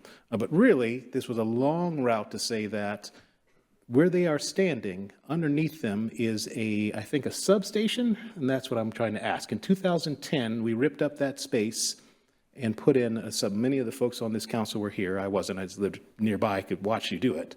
And you did a dedication and everything. But I don't remember what it does. It has something to do with the water quality, which is why I was thinking it showed up there. So this in the spirit of like, there's something underneath their feet right now that was huge that we put in that dealt somehow with the rain flow, water flow. Anybody help me out? That's a stormwater detention. There it is. Okay. So nothing to do with your project, your guys' project. Okay, I'm coming back to that. Remember that when we get there. Fair enough. We'll keep it moving now. Thank you. All right. Well, thank you for that insight, and we can think about the purpose of that intersection and the history behind it. Thank you. Another item that we looked at was leveraging funds, so grants or partnerships, ways that a project might be eligible for a grant, or it's an opportunity to partner with a neighboring city or agency to be efficient. This is a photo that most of us here in the room enjoyed participating in last summer, where we opened the Hazer Miller Universal Accessible Playground, which was a huge partnership, of course, with the Hazel Miller Foundation. And we had a significant grant from the Land Water Conservation Fund. So a great example of both of those things. Another thing that we spent some time focusing on was equity, and as we just discussed in the comprehensive plan, the Puget Sound Regional Council has come up with several guidance documents on equity, which we implemented in the comp plan, and also now we are looking at in our own budget. So one of the things we did was we looked at a variety of demographic factors that are listed here, and looked at the average percentages of those factors in each of the 4 census tracts in Mountlake Terrace and ranked them. So tract 510 is the lowest ranking, and meaning that it needs the most attention as far as where we might prioritize projects. And tract 511, 512 is ranked number 3, meaning it's the next lowest. And then 511, and then 513. So basically we gave a ranking to each of those geographic areas, and if a project fell into one of those areas, they got points to prioritize them. So this, like I mentioned earlier, this prioritization was used in each of the funds, the CIP fund, the streets fund, and the 3 utilities. And just to give you an example, I'll get to that in a minute.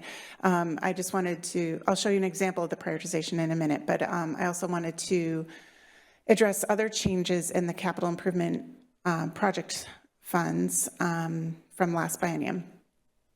One, we wanted to be clear that unfunded projects are not shown in the general budget, only in the capital improvement project spreadsheets, which we'll show you here in a minute.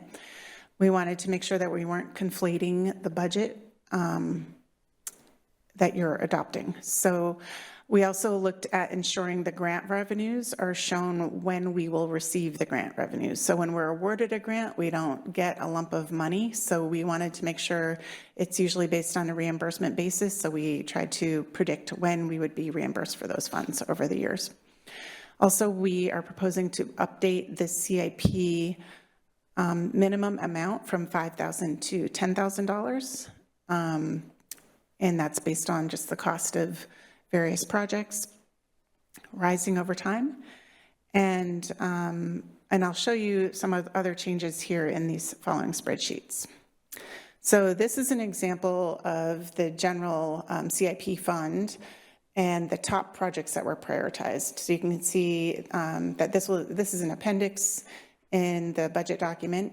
You can see the fund name, the project name, the location, the census tract, the status of the project, and then the total column is the total points received through this whole prioritization process. There's some cost estimates and also some ideas for funding sources. So this, you'll see this for every one of the capital funds. And the next slide, this is an example from the Streets Fund, and we provided a summary sheet for each of the capital funds. It shows on one page, which I couldn't fit it on the PowerPoint in one page, but it shows a revenue table and expense table. So you can see exactly where all the revenues are coming from to pay for the projects that are listed. So this is the streets revenues and the streets expenses. And we also tried to, in detailed project sheets, this is an example of a streets program called the Street Overlay Program.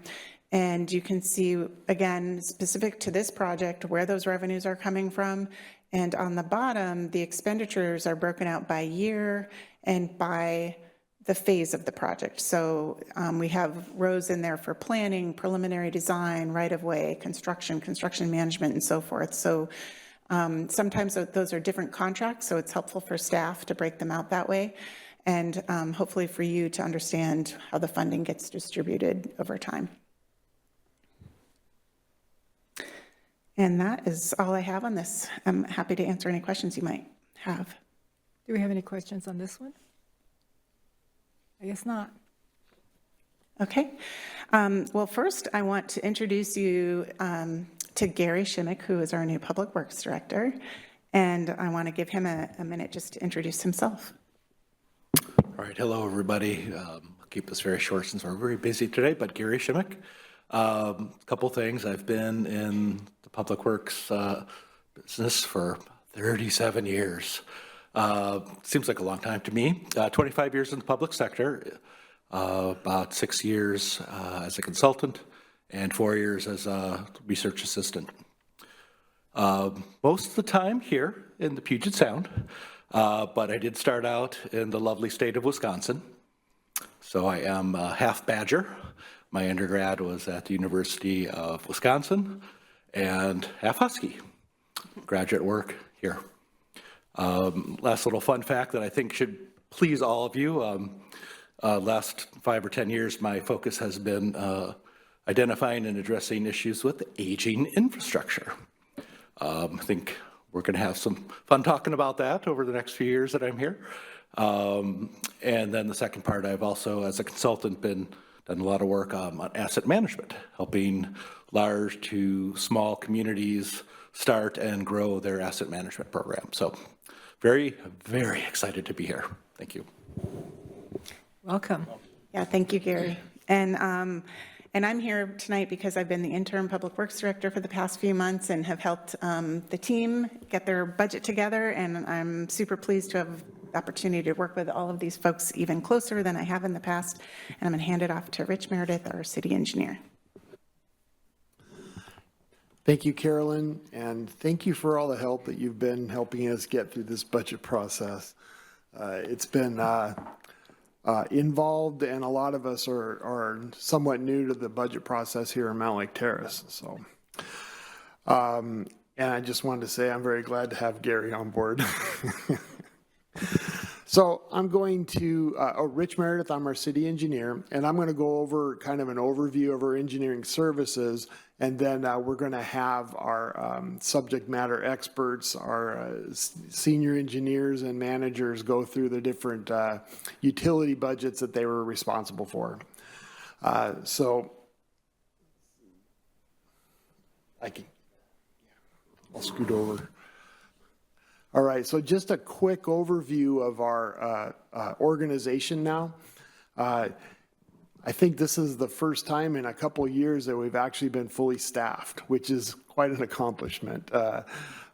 So it's been a challenge to try to figure out where do you start now that you've got everybody there. So we're starting with our first steps, which is to redo a lot of our comprehensive plans, so that once we start updating our comprehensive plans and start collecting our data, we can start using data-driven approaches to decide what to do next. So for engineering services, the engineering services basically helps plan the different funds and what's going to happen, how they're going to be spent and how they're used. I'm going to go one more.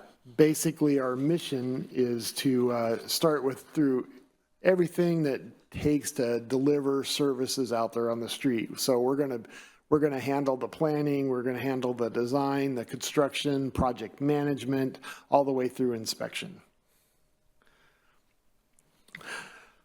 Some of our accomplishments in the past year is, and we tried to set up our presentation so that we met each one of the council goals, kind of gave you a flavor of how we're trying to achieve the different goals.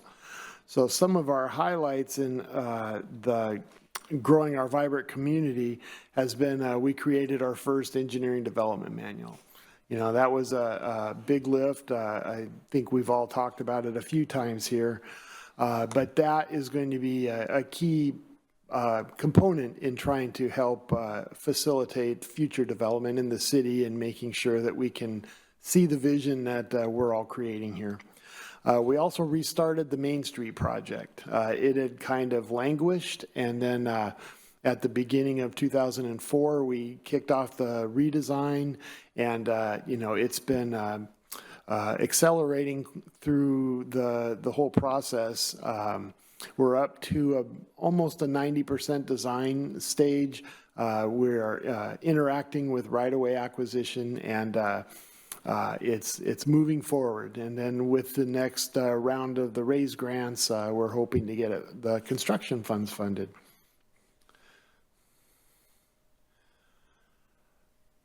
Council goal for responsible governments, some of our accomplishments there to achieve our level of service is we rebuilt the 66th Avenue West, that roadway north of 220th to the city limits over by the transfer station was in pretty bad shape. And so that project, the construction is substantially complete there, and we're just wrapping up the punch list to finish that up.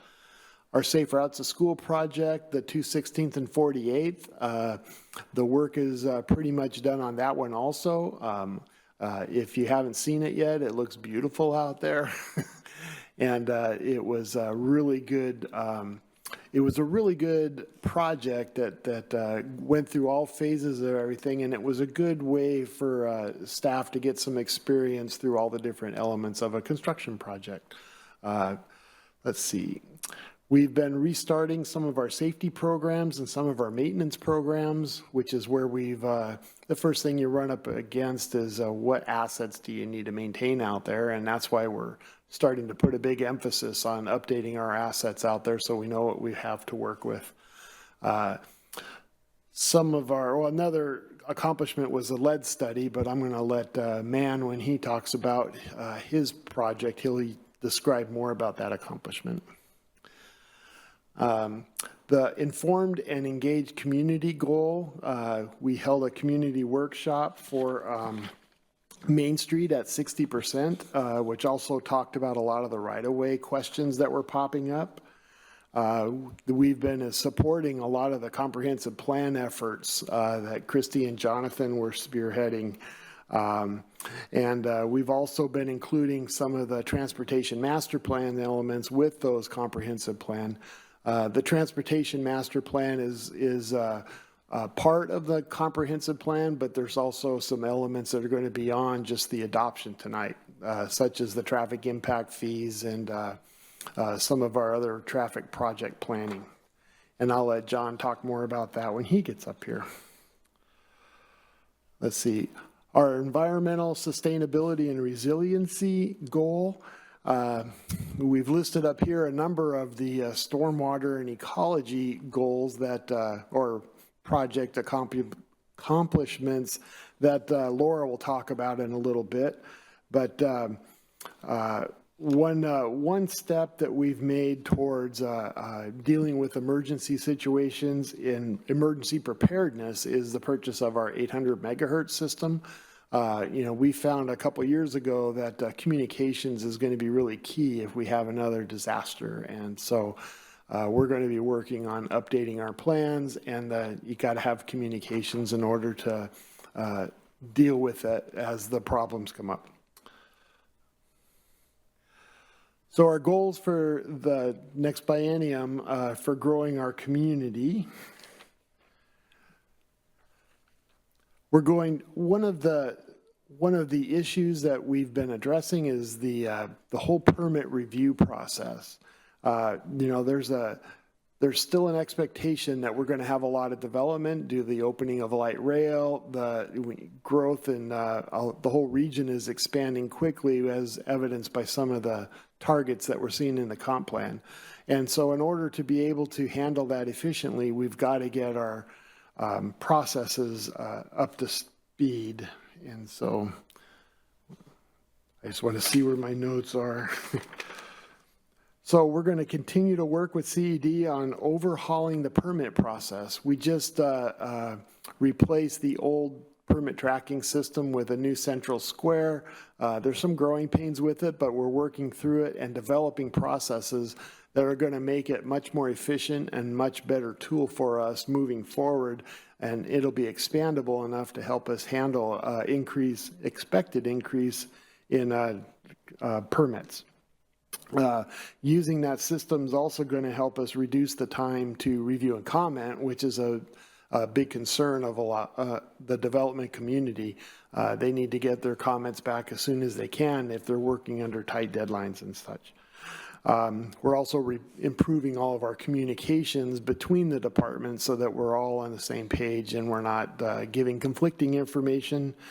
And then lastly, we're going to focus on updating the EDM and any relevant code revisions on an annual basis to help facilitate any inconsistencies we find, and based on feedback we get from the development community and the public, as we need more changes.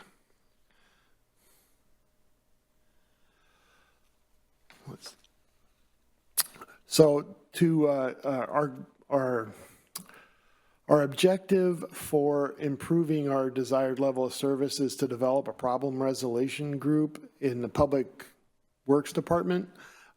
We are constantly being asked questions about, can we change a standard? Why do we do this? If there's conflicting stuff, we need to elevate it. So we're trying to streamline that process with a group that can focus on getting those answers out quickly and definitively, and then also set up a process for when you need to escalate it. Our goal for environmental sustainability and resiliency. I wrote too many notes. So we're going to basically increase our use of asset management system.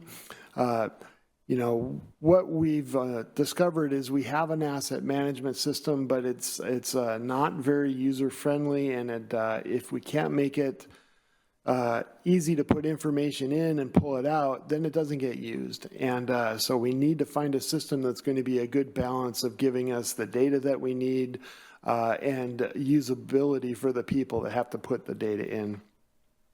We're going to continue to update and review the development code, which is going to, in updating the code and using our asset management system, we're going to be able to increase our maintenance abilities through the efficiencies that we hope to develop through that. And we're going to continue to develop our, support our development services so that we can all get, again, support the development that's happening out there. Personnel changes in order to help us with the asset management system. We are proposing to take one of the existing FTEs down in the Public Works Operations shop and have that person dedicating to helping us with the asset management updates.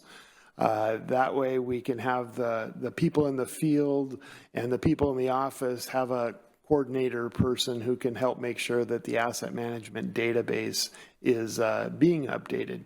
That was one of the faults that we saw before is, you can have it in place, but if you don't have anybody to put the data in, it doesn't tend to get updated. So that's one of our changes that we're proposing.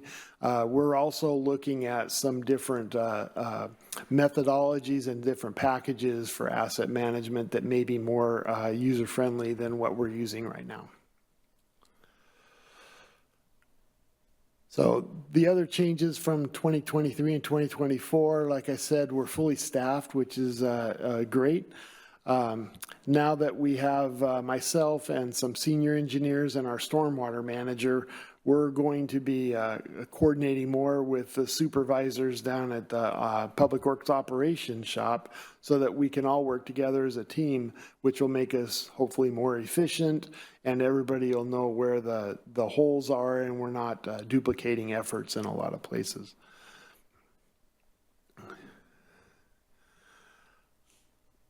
I think, yeah, we're going to, update the asset management. We're going to continue to update the EDM. I just want to make sure I'm not missing anything that I covered here. So the financial summary, I think there was, this is the one where the table wasn't right in the presentation, but I think Carolyn gave everybody a sample of what the corrected table would look like.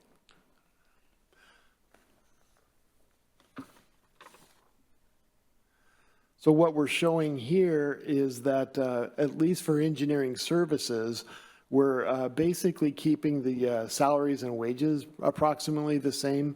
There's the fluctuation between the FTEs that are being charged to the engineering services budget are 2.2 FTEs, and what the engineering services budget is from the general fund, but the FTEs that are charging to that are mostly dealing with development review. And so as we concentrate on trying to make sure that we're responsive to the development community, the people that are charging to that are the ones that are updating the processes and focused on coordinating responses to permits and getting the responses out. So with that, are there any questions about our engineering services budget?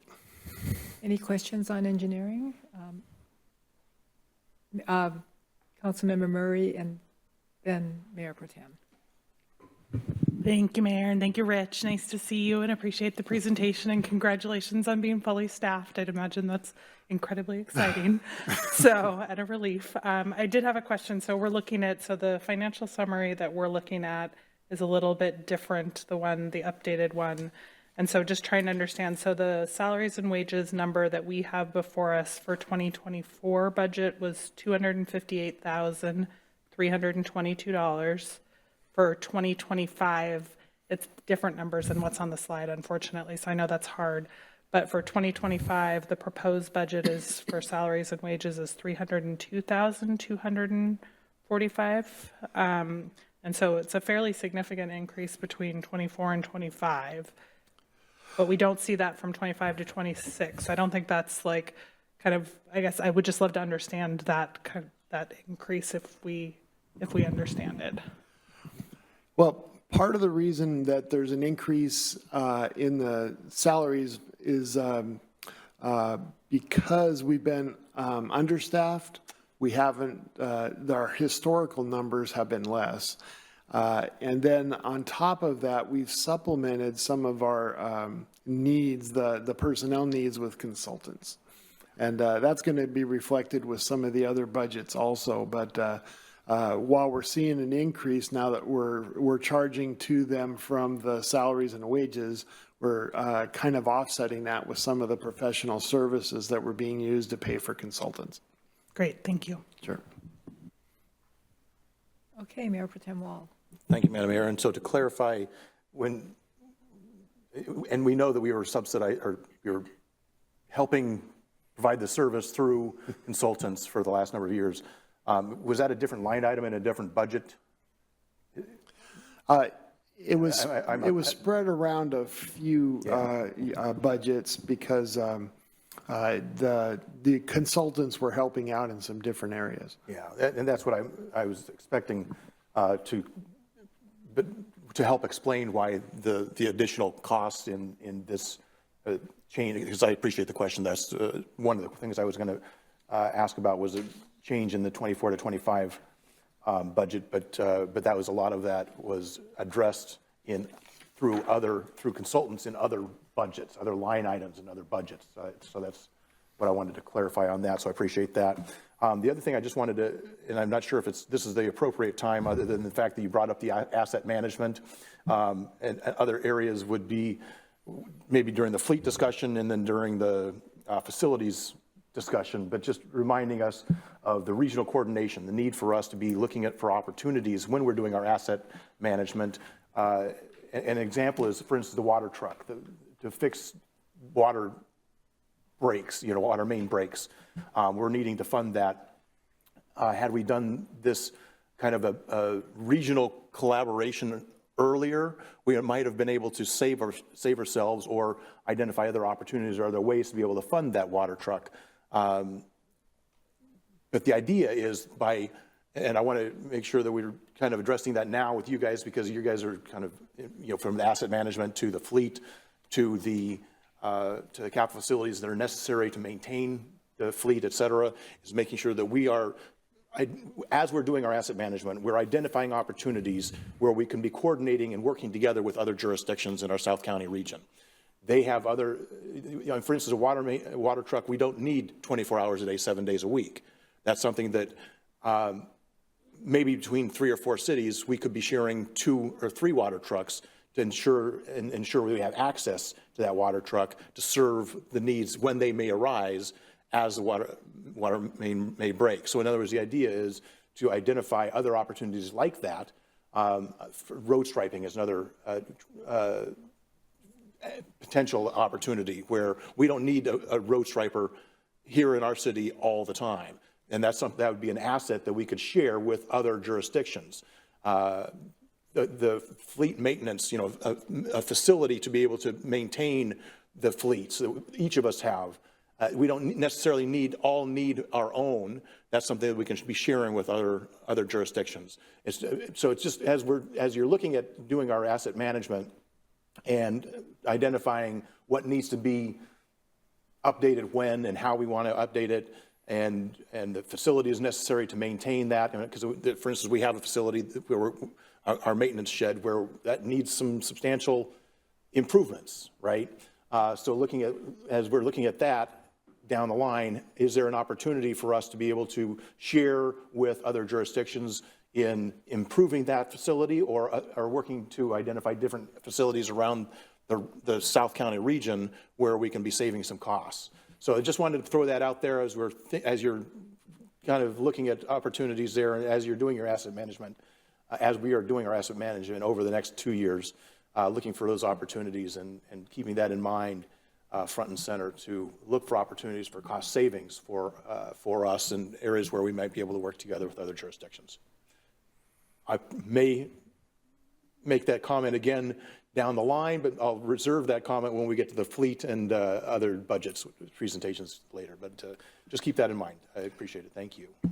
I can add that we are starting to reach out to some of the other local jurisdictions. You mentioned striping, and Edmonds has a striping truck. And so I've been asking a few times if there's a way that we can partner with them to have them stripe our roadways. Because right now we have to hire a private consulting firm or private contractor to go out there and stripe our roadways. And Edmonds, I think they could use some help with some of their budget needs. And so I could see that as a win-win. So they're having a fire sale right now. So yes.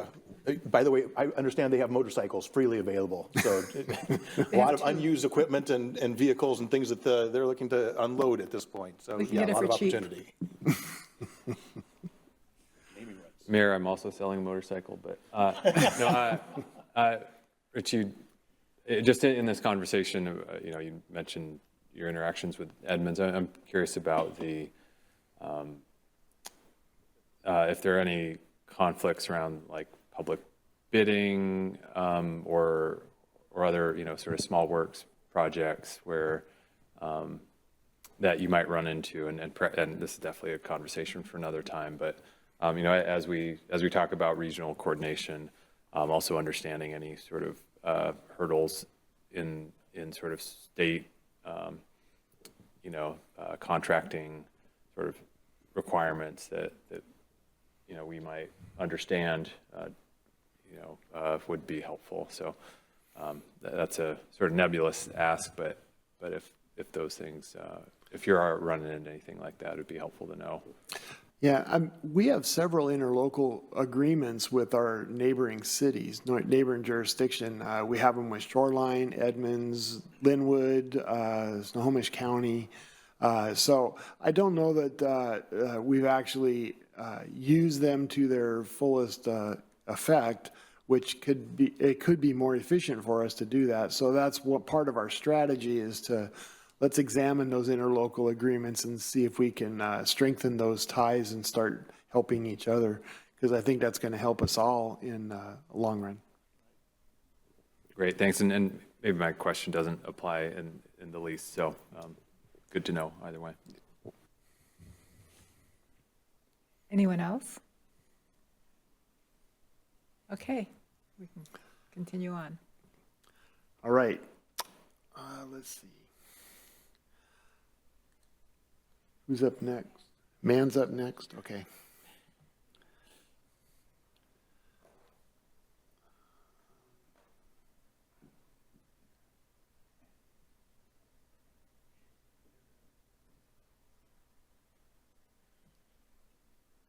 That's not the right one. Sorry, I'm technically challenged at the moment. This one. Which one? You want the water first? Okay.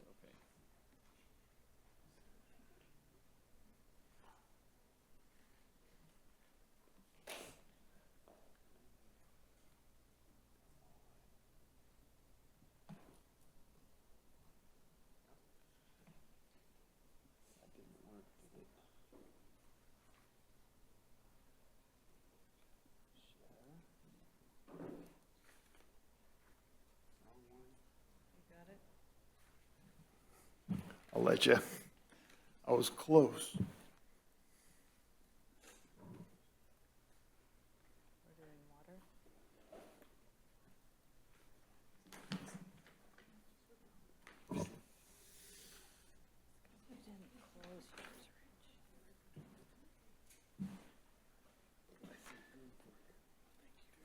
While we're waiting, Rich,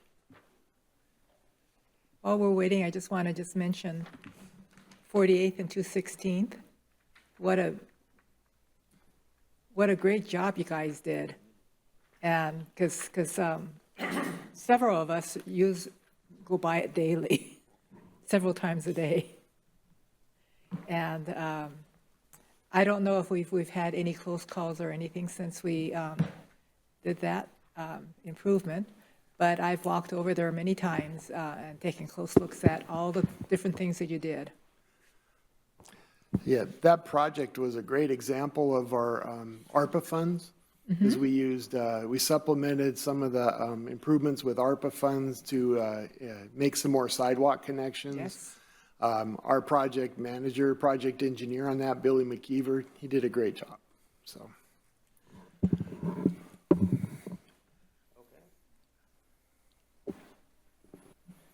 Now we're doing the water utility. Okay. So my name is Matt. I'm the new senior utility engineer here at the city. Closer to you. I'm considered a veteran here at the city already. I've been here since May. So, so I'm here to talk about the water utility budget. To the right of me is Sean. He is the water and sewer supervisor. He runs the crew, he runs the maintenance, he runs the operations. So, let's see. So we are water utility under the umbrella of Public Works. And I'll do this back to back. After this, I'll do the sewer. So, okay, so next Slide. So the mission and the purpose of our department in the water line is that we are providing safe drinking water to the city residents and businesses. We ensure that reliable water supply and water quality. That's just not a goal, but kind of like a requirement. So the crew, Sean, managed the water system, operated and maintaining it, repair, replace aging water infrastructure, which there are many that we have to deal with.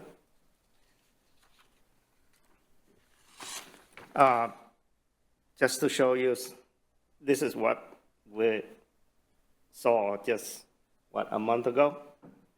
The one on your left is near failed valve, 16-inch, and the one we replace it with is on the right. Beautiful, spanking new. I love it. So, you know, when we look at our accomplishment and align it with the city council goal, you know, it dawned on me that, hey, we're actually doing something pretty good, right? We you know, the guys working day in and day out, you know, nobody see the stuff that in the ground. They see the spanking new streets, you know, beautiful sidewalk. But hey, when you open the tap, the water is running. When you flush your toilet, it's going somewhere, right? So, so we continue upgrading our aging water infrastructure to, you know, to meet the visions of the 2044, right? Next slide. One moment, we have a question here. Actually, no, it's not a question. Thank you, Mayor. It's a comment. Firstly, great to meet you. You were sitting in the audience. I'm like, who is this? So I'm glad to hear. It's only been 6 months. And yes, as a veteran, I'm apologizing for not having seen you in the last 6 months. That's on me, not you. But you are speaking my language, and I don't care that it's going to come out of the humor area. That's actually why I was asking, and I always get you guys confused, I apologize, but when I was asking about that stormwater retention, I think that's criminal that folks don't know what's going on underneath the ground. I also think it's missing a wonderful opportunity, and we've said this in the past, so it's not my idea. I think we've said it in different ways. I'm just getting closer to what do I want? I think it's criminal that we are missing an opportunity to educate our young folks on how this stuff works. Because at the end of the day, we try to figure out how to replace you all because nobody knows that you have a job, because no one thinks about what's going on underneath the ground and that all the people who support all of that. Yep. And it's like, what can we do to unearth that, pun intended? So in that regard, as I look at this, what I do think is a beautiful looking pipe, I think we missed an opportunity. I don't know that we can do anything other than show you the picture, but similarly to where we had the stormwater retention site, I know when I walk underneath that, or above that, I pause and I appreciate there's something happening under there, but I don't have a way to draw attention to it, which is just a long-winded way to say I would love to figure out how to show the work you all are doing around the city. To me, that is art. Or at least if we think of it in those terms, we have a chance to at least frame it that way. Because, you know, right out in this parking lot, I remember how exciting that was when we dug up all that. And to this day, I don't know what it's called, but I know it was awesome, and I got photos of it. And it's underneath this parking lot before we had this space, all within that last 15 years, right? So when I think about what's happened in the last 70, and all of these pictures on the left that are around here where it's literally the concrete and rusting out and all that, it just seems like we need to figure out a way to bring this to the surface. And I don't know why there's so many puns in there, but you at least got one council member who wants to support you if you can figure out a way to show your work a little bit more, even if it's here lies such and such. I mean, something's got to happen. Yeah. Okay. Thank you. Okay, get back to our accomplishment. Again, when we align with the city's goal, you know, again, you know, staff are doing great jobs. You know, nobody actually applaud them, but I do. I appreciate them a lot.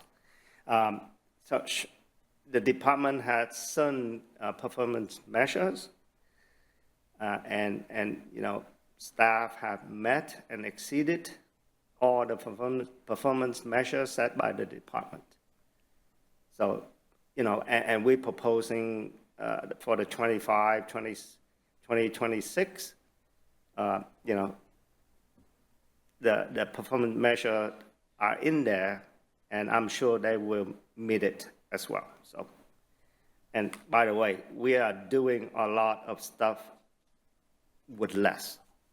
We're short staffed, and the guys has to do a lot more than what intend to be. And with all the developments and the growth coming,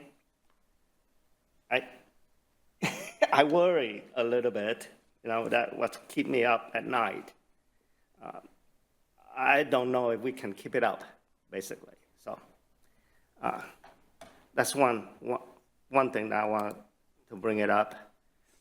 Another accomplishment is to inform and engage community. We send out water quality report yearly basis. Yep, so that everybody knows that the potable water, the drinking water, you open a tap, you can drink it. It met all the state and federal standards. So we're good to go. Okay. Next, other goals for 2025-26. Again, growing our vibrant community, which is this council goal, and everything that involve a vibrant community has to have a good foundation underneath it. Basically, our infrastructure, right? And one of the projects is the West Side Water Main Phase 2 improvements. I want that project done. I want it done so bad. It's been around for a long time, and I think we have enough staff and the funding to actually get to the finish line, basically. The next council goal is responsible governance and ensure desired level of service. We're updating our water comprehensive plan right now. That will give us a roadmap for the next 6 to 10 years, right? So we'll know exactly what we need to do on our water system. Unfortunately, we have the water and sewer plan come at the same time, and me is the one responsible for it. I'm going to be slammed for the next year and a half. So I'll enjoy it though. Okay, another goal is inform, engage community. Again, we're talking about collaborating with neighboring jurisdiction, right? So we do that. We do that. We have interlocal government, agreements to have some interties so that when there's emergency, we have enough water supplies and enough pressure to deal with, whatever events that we might run into. Environmental sustainability and resiliency. Again, we comply with all the water quality standards and more, right? When we talk about resiliency, you have a interlocal government agreements, have water interties. That's provide some level of resiliency to our water system, right? More reliable. So, yeah. So there you go. When we have an emergency, we have enough water, we have enough pressure. Personnel changes, no change expected for 25 and 26. Key positions are filled for staff engineers, senior level engineers, and director level. Gary here. I'm super excited to get all the people ready. We're currently recruiting open maintenance positions. Like I said before, our water staff are short, So we need more fresh bodies to, keep up with the maintenance and the operation of the system. Order changes from 23 and 24. We have a new comp plan coming. Again, it's going to provide a roadmap for us to do in the next decade. We're actively searching for grant funding opportunities, especially for the water tank, the big one. You see it when you drive around here. It looks the paint kind of like falling off, right? But the bigger problem is the seismic. I mean, the foundation is not up to code. Although we can push it out, further down the road. But when I talk to Rich, there are funding opportunities if we have the engineering ready. So we go after the fundings, we have to have something to show that we're ready to break ground. So that's why I pushed the engineering up front in 2025 and 26. So that when there's fundings available, we can go after it, and then construction can start after that. Another major push that I'm pushing right now is to accelerate the water mains rehab and replacement. I don't want to see our water pipe to be like that, right? I want to be in the bottom. See, the old pipe we saw in the left, and the rehab pipes on the right. Now, we can reline it, we can replace it, but reline is a lot less expensive. So that's what I'm pushing for. This is our financial summary. As much as I like numbers, I don't understand too much about this stuff. So, we have our revenues, right? We have our expenditures, we have salaries to pay, we have debt to repay. My area of expertise on that summary, financial summary, is the CIP, the capital projects. That's what I do. That's what, you probably have better picture of this than I do. So I'm just going to gloss over this. Okay, so let's go to capital projects here. I'm comfortable to say that all our projects are funded by our water fund. Again, the West Side water main project, I want it done. We had grant funding, we had low interest loan from Department of Commerce. We intend to use or withdraw every pennies of it, right? Again, the water tank, I push it to the front because there's funding available that we might want to go after, right? But keep in mind, the annual sewer pipe replacement and rehabilitation has to be done. I mean, we can push it out further, and we've been doing that for a long time. And at some point, we're going to have to pay. That's the reality, right? So I'm just telling you what my engineering opinions are, right? So I'm going to end it right there, and we can have a discussion, and I can field any questions that you might have. Okay. Councilmember Woodard first. Thank you, Mayor. Would you mind going back to the slide with the, what are the pipes? The pictures? Yeah, the pictures. It was one of the second to last slides, maybe only 2 slides back. So I live here in the one with the pipes? Yep. Yeah, that one right there. There you go. Yeah. So I live here in the city center, so concrete pipes, our sewer fail, we pulled the tree out of the pipe. We learned that is the best place for the trees to grow, the roots, because concrete and the water and the soil and the nutrients that we put down those pipes are perfect. So there's probably trees growing everywhere in the pipes down here. Now, that said, we were working with smaller pipes, and it never dawned on me that you could use this new technology for these larger pipes, which I guess is where I was going with that. Is that actually viable? Because it was definitely, from a private resident's perspective, a heck of a lot cheaper to go that route than digging up my entire yard from the backyard all the way up to the side sewer, all the way, you know what I mean? So in that regard, if that's something that's possible, I'd love to hear more about that. If it can, I mean, I imagine the technology's gotten better. Sure. I used to work for the city of Los Angeles. We have lined many pipes with big diameter, right? And it's not a problem. I mean, there are various lining techniques. It's just not only just one.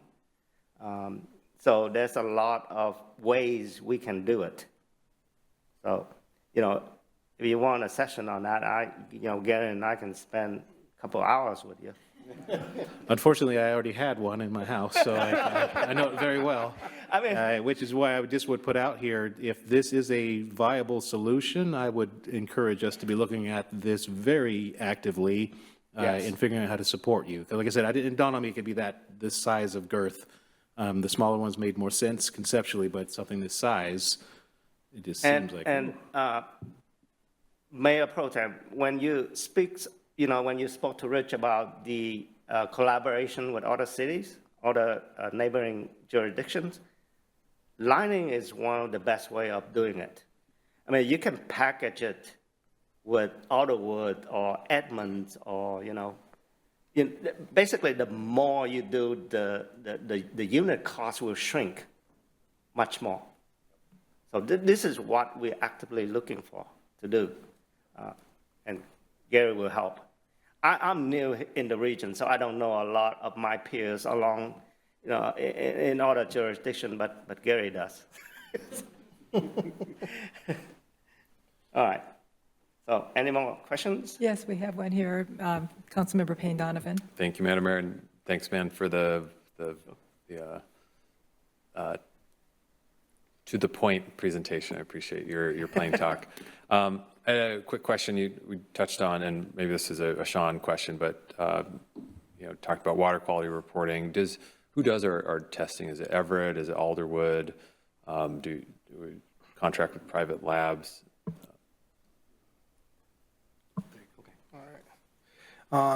We take our samples to the City of Everett's lab. They do our monthly sampling for our water quality, and then we have quarterly samples that we take up to Edge and Burlington because it's a different technique they have to use for that. But most of our sampling is through City of Everett. Got it. Okay, great. And then I had a question about sort of non-revenue water, and I know that's sort of a term of art for leaks. And just wanted, as we're sort of, for wastewater, trying to measure sort of what our flows actually are for the, our contract with Edmonds and to, make sure we're operating with real numbers there. I'm just wondering if there's any way that, because I think we all see them around town, speaking of aging infrastructure, little spot repairs where, you all have to go out and fix the leak. Do we have a sense for sort of how much, there's no master meter at the city limits probably, but just wondering sort of the sort of these hard to define costs of our aging infrastructure, be it in sort of cost of water or, well, I'll just stop there. We can talk about the damage that leaks do to infrastructure otherwise, but I guess, as we're losing water, do you have a sense for the dollar costs of that? We do a efficiency water loss every year. We calculate what Alderway Water sends to us and what we actually bill out through our meters. And then on top of that, we have meters that aren't being billed, but I track that for efficiency. They want you to get down to 10% lost water. That's the goal.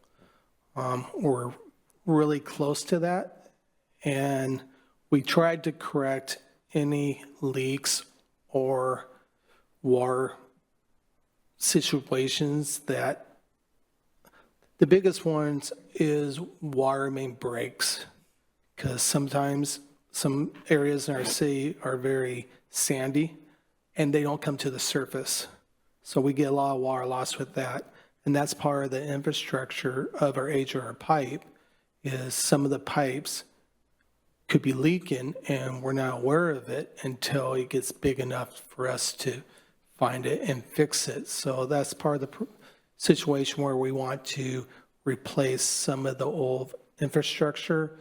Thank goodness we don't have any AC water main pipes.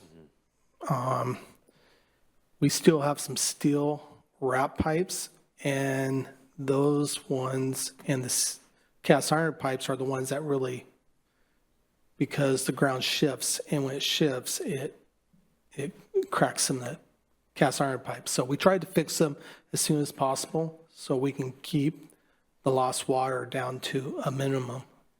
So. Great, thanks for the explanation. All right. Mayor Pro Tem Wall. Thank you, Madam Mayor. First off, we appreciate your valued opinions, and we assume that by adopting the proposed budget, we are adopting your opinions and moving forward with your suggestions that you've made tonight. And I think that they're all right on target. And we absolutely agree that we need to be moving forward at this point on relining the pipes and looking at this retrofit, et cetera. The one thing I did want to suggest, going back on a couple more slides on the goals, that, let's see, and there we go, that one right at the top, informed and engaged community. I did want to suggest, not that what you have here for department objective is not applaudable and something we want to be doing, but I want to suggest, in addition to that, recognizing the updated comprehensive plan for the water and sewer, and I believe we're also doing one for stormwater, right? We should be engaging the public on that, and that should be our objective for meeting the council goal, because it's ultimately, I think we all recognize there are going to be some additional needs, financial needs, to be able to meet our where we're going, where we're with being able to do what will be called for in an updated comprehensive plan for the water, sewer, stormwater, et cetera, and it's going to cost money. And that is going to mean that we're going to need to be going back to our residents and asking them to raise rates. And so in doing that, to make sure that we have an informed and engaged community, and for the responsible government, we need to make sure that we are engaging them and keeping them involved throughout that process so they understand exactly why we're having to increase the rates again, recognizing that we, as you point out, and so aptly, that, look, we aren't concerned about our water and our sewer and our stormwater as long as everything's working. Our problem is when things don't work, but that by the time they don't work, that means we've failed. And so to make sure that we keep them operating effectively, make sure that sewer keeps going somewhere, and make sure that that water it works every time and is drinkable every time we can tap that faucet. We need to be doing our job up front and making sure that we do updating our comprehensive plans for the water, sewer, and stormwater. And but it is going to be mean having to pay more in rates, and we are going to need to be and making sure that the community understands why and how that's happening. So that would be my suggestion for the department objective on meeting the informed and engaged community on there. But otherwise, great job. Appreciate everything you're doing and look forward.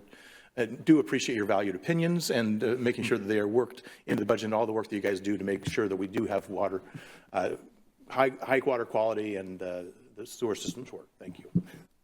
Mayor Pro Tem, I just wanted to let you know, I'm really glad you brought that up. We actually just had a conversation about criteria for selecting our consultants I'll be working with for both of the comp plans, and that rose very high on the public engagement, how they're going to supporting us. So it is part of our criteria, and through the selection process, it's going to be an important one that we're really looking at to whoever's going to be working with us. So thank you for bringing that up. We really appreciate it. Thank you. Okay. I don't see any other hands going up for questions. Any questions? No? Nope, All right. we're I'm going to done. go to the more exciting stuff right now. Sewer. Man, if I could jump in here real quick. Mayor, it's 9:45, so we still have 5 presentations to go. So I would 5? suggest, so we got transportation, fleet, storm, all kinds of good stuff. So I would suggest extending the meeting at this point to however long you think you might want to listen to engineering. 11? Mayor Pro Tem Wall? Thank you, Madam Mayor. I'll suggest extending the meeting until, you want to go 10:45 or 11? All right, until 11. We can adjourn earlier if we get there, but yeah, I'll propose 11. Second, reluctantly. All right, so we're going to vote on this. All in favor? Aye. Aye. All opposed? So we're going to be here until 11 unless we have to go to 11:30. I'm going to go fast. I'm going to really go fast. It's very exciting stuff to me, at least. So, again, Sean is with me. He is the water and sewer utility supervisor. I'm going to talk about a sewer department budget. Let's see here. Again, sewer utility, part of public works. Emissions, uninterrupted sewer collection conveyance to the community of Mountlake Terrace. We respond to all kind of calls regarding sewer odors, blockages, and overflows. We operate and maintain a sewer system, including sewer mains, manhole service, laterals, lift stations. Our accomplishment, again, aligning with the city's council goal. We're starting our sewer compliance update, continue rehab and replacing aging sewer infrastructure. Again, we're gonna focus on lining because you get the biggest bang for the bucks, basically. So, responsible governance to ensure desired level of service, assess, the crew assess sewer conditions and identify sewer defects and fix them, as they found it. So accomplishment and inform and engage community. We engage the neighborhoods to identify and reduce inflow and infiltrations. This is the exciting stuff that I want to talk for a long time, but so we don't have much time.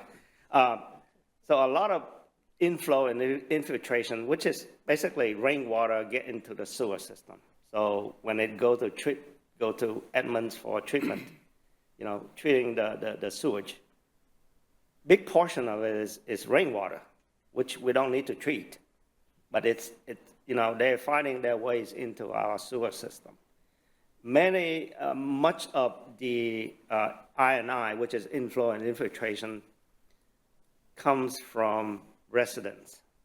A lot of the roof drains, side sewer cracks, a lot of older house that has basement that occasionally flooded when it rains hard. They got pumps somehow connected into our sewer system.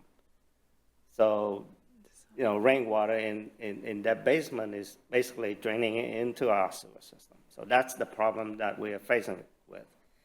So in order to identify and reduce all those I&I, we have to engage the neighborhood, resident by resident, we blow smoke into their house, through the sewer, and they need to know about it. So, our goals, again, responsible governance to ensure desired level of service. The sewer department has sewer performance measures, and the staff met and exceed every single one of them. Again, they have to do a lot more with less. Okay? The goals, again, for 2025-26, inform and engage community, growing a vibrant community. Again, we're going to engage, we're going to go talk to the neighborhood. We're going to knock on their door. We're going to let them know what we're going to do. And if we find inflow and infiltrations coming from their homes, we're going to find ways to take care of that. And the department, from engineering point of view, we continue to identify funds, improvements to support future growth. That's engineering and operations. Personnel change, same as water. I'm super excited to get our new director and the senior level and staff level engineers. Sean is recruiting maintenance folks to fill the gap right now. Order changes from 23 to 24. Again, we have a new sewer comp plan coming in 2025. I think it's going to stretch to 2026, mid-2026, because when we do sewer compliance, we have to do flow monitoring, basically a flow gauge in the sewer line to monitor the dry weather, which is the summer months flows, which is our base flow, and then wet weather flow, which is when it rains really hard. If you look at the picture behind you, the one on the left is ideal. I mean, that's as tight as you can get for a sewer pipe, where no, little or none of the rainwater get into your sewer system. The one on the right is where there's excessive inflow and infiltrations, right? We don't want that. We want the one on the left. So we have to identify all areas that have I&I and fix them, right? Again, that's when in 2025, we're going to commencing an inflow and infiltration study. We're going to continue addressing our aging water sewer system, whether to sewer pipe replacement or rehab, slip lining. We talked about that on the water side as well. Sewer is actually better suited because the pipes are smaller. Sometimes it doesn't if the pipes is already, misaligned or got a belly or totally collapsed, then we can't line it. We just have to replace it. But again, that's the biggest bangs for your buck when you do rehab. Man, can I add one thing? Sure. Just on that photo that Man has showed here, where you want that water on the right side to actually be going is infiltrating into the groundwater and getting to our streams and our lakes, right? So there's actually an environmental benefit to actually fixing this issue as well too. And, in addition to getting additional capacity, paying less for wastewater, you're really increasing your flows during, not so much during the summer, but the winter months when you really still want that water going to the creek. Yep. And a major benefit of reducing I&I is that we can address a lot of downstream capacity issues. Many of our pipes downstream, which were identified as, too small in the previous comp plan. But Sean and I went out there and we looked at over 20 manholes. We opened up the manhole and look at the flows. They are about half of the pipe. They're not anywhere near on the right side. So it's not the capacity issues, it's the infiltration that causing the capacity issues.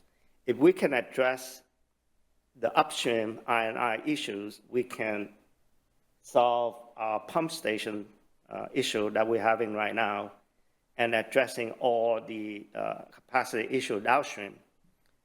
And then we don't have to pay Edmonds too much for the treatment anyway. So that's what I want to get at as well. Financial summary, again, it's like the water. I understand the capital projects parts of it. So I'm just gonna. Man, I can help you out with that.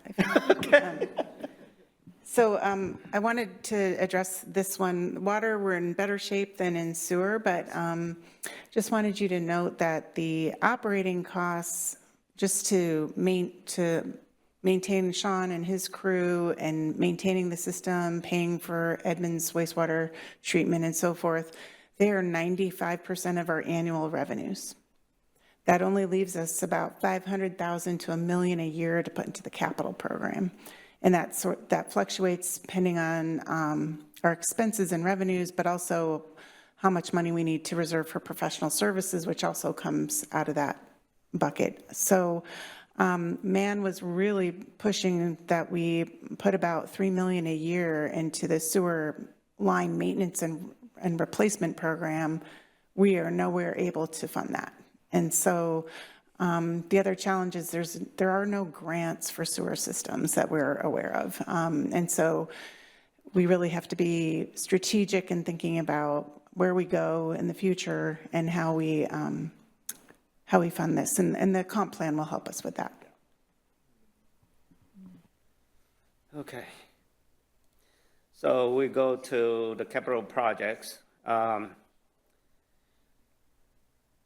The operation and maintenance folks already identified the area that has a lot of I&I, which is the Cedar Grove area, right? When it rains, the pump station there works nonstop. It just keep going, right? And it shouldn't be. So that's the cost of fixing the pump station if we don't fix the I&I problems. And the water still get, the I&I still get into our system and then go downstream, causing the capacity issue downstream. So if we can solve the I&I issues, we can solve so many problems with our sewer system. So I had the Windermere pump station upgrade up there. It's supposed to be to go on 2026, but now it got pushed to 2029. So, we have to do the annual sewer replacement program, relining, whatever we need to do, we have to do it. Like I say, with the water system, at some point it's gonna come back and bite us. If we don't fix it, we're gonna have bigger problems down the line. That's the bottom line. So the capital project's gonna address that. And again, this shows you that a lot of our projects are unfunded. And that's the reality I have to live with, I guess. So anyway, discussion and questions now, if you have any. Do we have any other? Councilmember Woodard and then Payne Donovan. Thank you, Mayor. For the record, I would let you talk forever about the sewers, but people want to go home. That said, as you're new to the city, you may or may not know this, maybe you've had this discussion, but it starts with the I&I.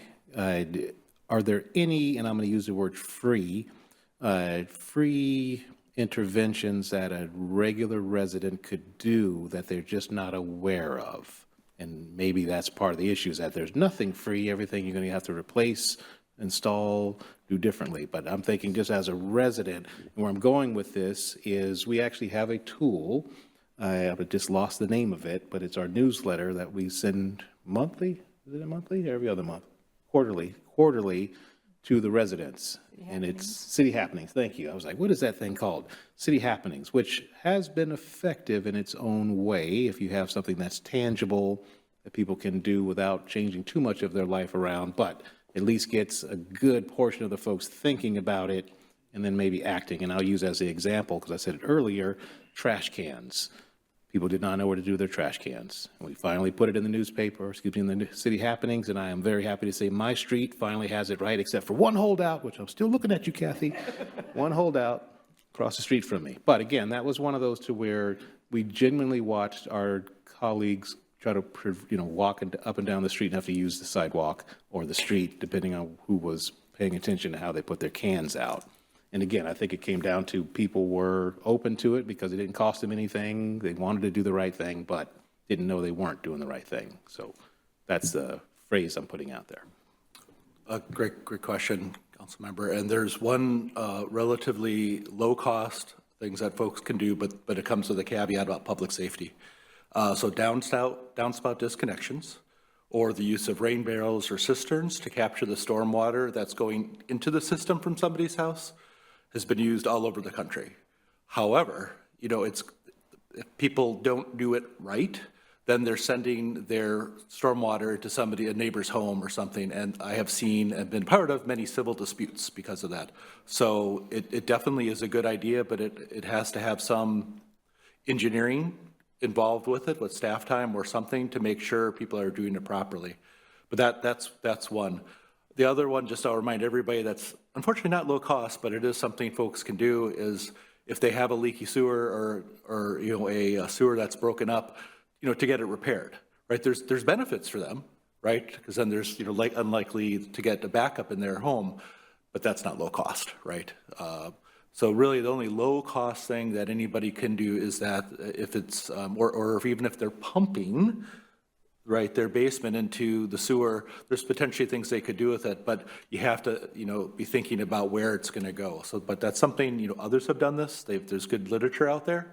So it's something we can definitely look into. And, but the key is got to be done safely, right? Because then you can just cause another problem instead.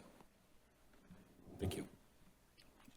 Councilmember Payne Donovan. Thank you, Mayor. And, man, I don't mean to shy away from any of the really sobering numbers and realities of our underground facilities that you lined out here, but to add on to the questions about how we're communicating and engaging our residents and ratepayers, wanted to know, just because I saw a couple pictures in there that sort of looked like it was like sort of fog, like fats, oils, and grease. If there's any outreach that you do to businesses, or if that's ever an issue in certain areas of the city. Not that we've got a lot of density in food service, but curious about messaging around that. And then also just with, hearing you talk about pump stations, like is there a need, Sean, do your crews have to muck out, pumps from garbage or, wipes or other things like that? Do we need to communicate more with our residents about best practices about what not to flush?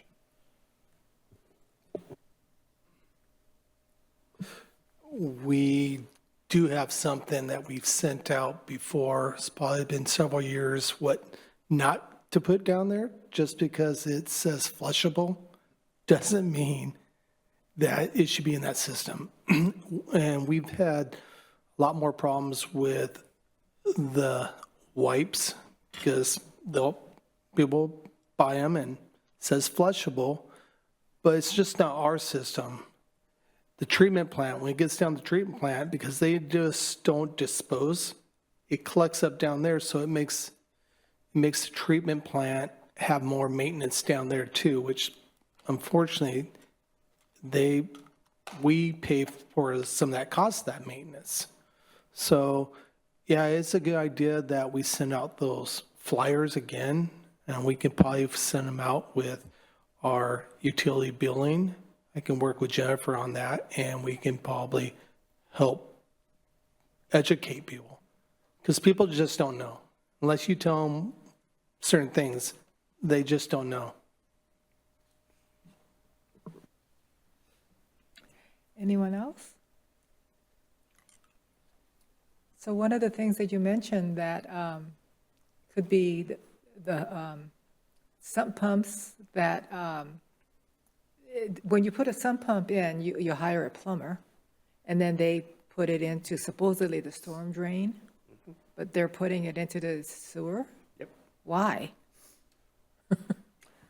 Go. Yeah, if they don't, well, most of the time they're not hiring a plumber. That's a DIY project, and most often it's folks that think they're doing the right thing, right? Or they think it's okay.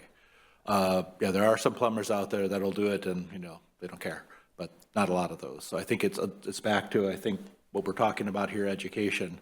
And Mayor Pro Tem, this is another, just wrote down another collaboration we could have with Edmonds. I mean, why not have some, ask for some funding, joint funding to kind of do this, because it affects their system too. So, but what's that? I said, don't ask this year.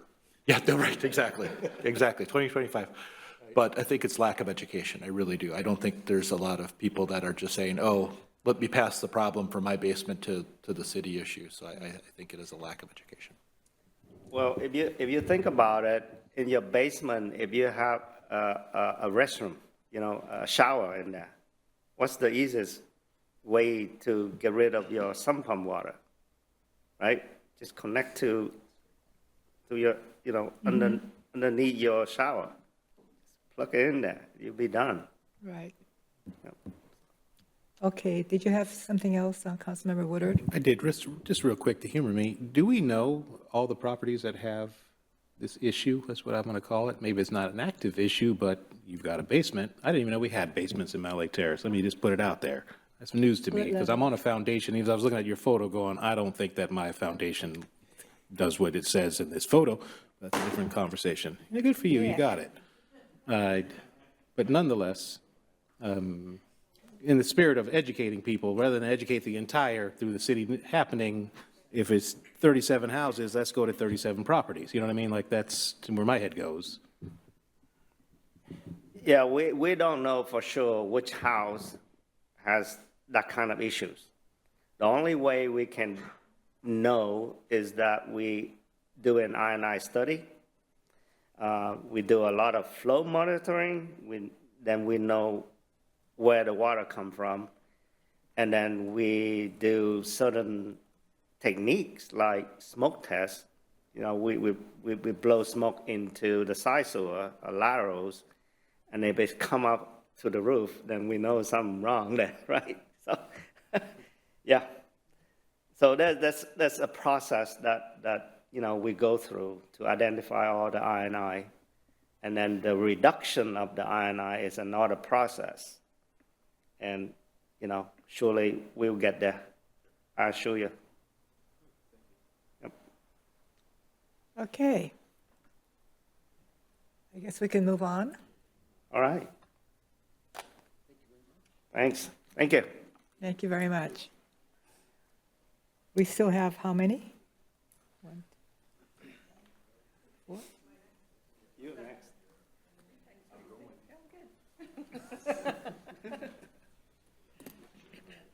Right. Okay, let's see here. How do I get to my project?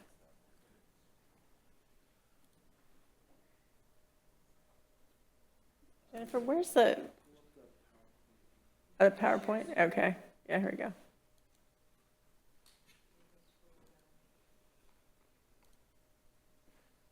Oh, I see it. Okay. Then I have to share it.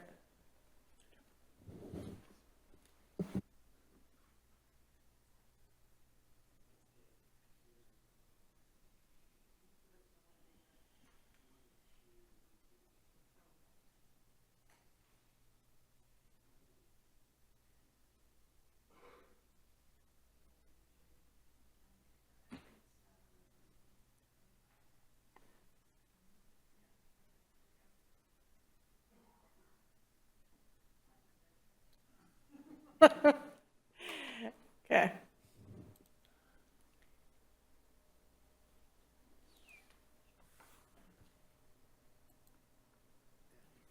Okay. Great. Sorry about the delay there. Thank you, Mayor, Mayor Pro Tem, council members. I'm just going to briefly talk a little bit about the stormwater utility. And I think you know quite a lot of this stuff because you've seen me here before. I am Laura Reed. I'm the Stormwater Program Manager. This chart here shows where the stormwater utility lives in the public works ecosystem. And I just want to briefly talk about the mission and purpose of our department. Of course, the stormwater utility exists to protect creek and lake water quality, prevent flooding, prevent and respond to pollutant spills, reduce construction runoff risk, and repair and replace aging infrastructure. I'd also just wanted to show this is a picture of our very enthusiastic and hardworking intern, Ethan Bakke. In terms of meeting council goals, to address directly the growing our vibrant community goal, the stormwater program, I review stormwater plans that come through on the development side to make sure that our community is protected from flooding and that we're not causing water quality problems. I've reviewed over 30 of these proposals over the last couple of years. And then also in 2023, we were able to get 100 new street trees planted. And this will also help to grow our vibrant community, literally. I also, for this council goal, responsible governance to ensure desired level of service, the program has been able to secure over $700,000 in grants to support stormwater work in 2023 and 2024, mostly from the Department of Revenue and the Department of Ecology. To meet the goal for an informed engagement community, the stormwater program does quite a bit of community outreach through summer events, through volunteer programs such as Adopt a Drain, the Balance Your Watershed Forum, school outreach, and general stormwater pollution prevention activities and education. So you may have seen some of these things around in city happenings, for example, and also at Tour de Terrace and National Night Out. To meet the goal of its environmental sustainability and resiliency, the city tree code was updated just back in 2023. We have completed the 52nd Storm and Road Upgrade Project. So you can see there's a before and after picture of 52nd Avenue West. And of course, the Ballinger Park Hall Creek project was completed in July 2024. For 2025, we have three main objectives that match to the council goals that are shown on the left-hand side: to support the stormwater portion of the Main Street build-out, to involve the community in shaping the 2025, 2030 through 2031 Stormwater Comprehensive Plan and the Urban Forest Management Plan, and then to complete the grant-funded design and engineering for a new water quality treatment vault on 220th, to treat runoff from 220th Street Southwest at 70th Street. What's happened since 2023 to 2024? Well, the big thing is that we have a new stormwater manual and we have a new stormwater permit that has new requirements. To meet these requirements and to get ready for the 6-year stormwater CIP, we need a new stormwater comprehensive plan, which I'll be bringing to you in December. And we're actively working on the forest management plan for the city. This is all in service of getting ready to apply for grants to fund the 6-year stormwater CIP, because without knowing what we're going to be doing, we can't effectively go out and win grants. This is the financial summary. The only thing I wanted to mention here is that the capital facility charges, the buy-in fees from developers, I deliberately estimated those low, because I don't know how much development's going to come in, but I think it's going to be more than what I've put here, and that means more money to do more things in the stormwater program in coming years. It depends on how much development we have coming through. These are the capital projects. I talked to you in depth about the 220th and 70th water quality project, but as I mentioned, that is 85% grant funded for the design and engineering, and I believe we have a very strong position to get 75% grant funding for that, for construction of that project. The next project on this list is the complex and deep storm pipe repair. Tim's crew can do a lot of stuff, but there are certain pipes, certain situations that really require an engineering design, or they're too deep to be managed by the crews. And so this amount of money will allow us to do 4 to 6 projects per year to address those particular projects, those kind of projects. The sheet pile dam removal is to remove a piece of infrastructure that's a fish barrier and also appears to be driving flooding up on 216th Street. It's on Hall Creek, right above 220th. We would like to remove it and restore the creek channel and reduce the amount of flooding that we're seeing at 216th. However, this is an expensive project. And so what I've put here in the budget is actually the grant match that I think we can get. So we won't do this project unless we can get the grant funding for it. The next project on the list is the Wildermere Pond retrofit. This is an existing regional stormwater pond that I believe could be upgraded to provide more water quality benefit and more flood storage in the northeast portion of the city.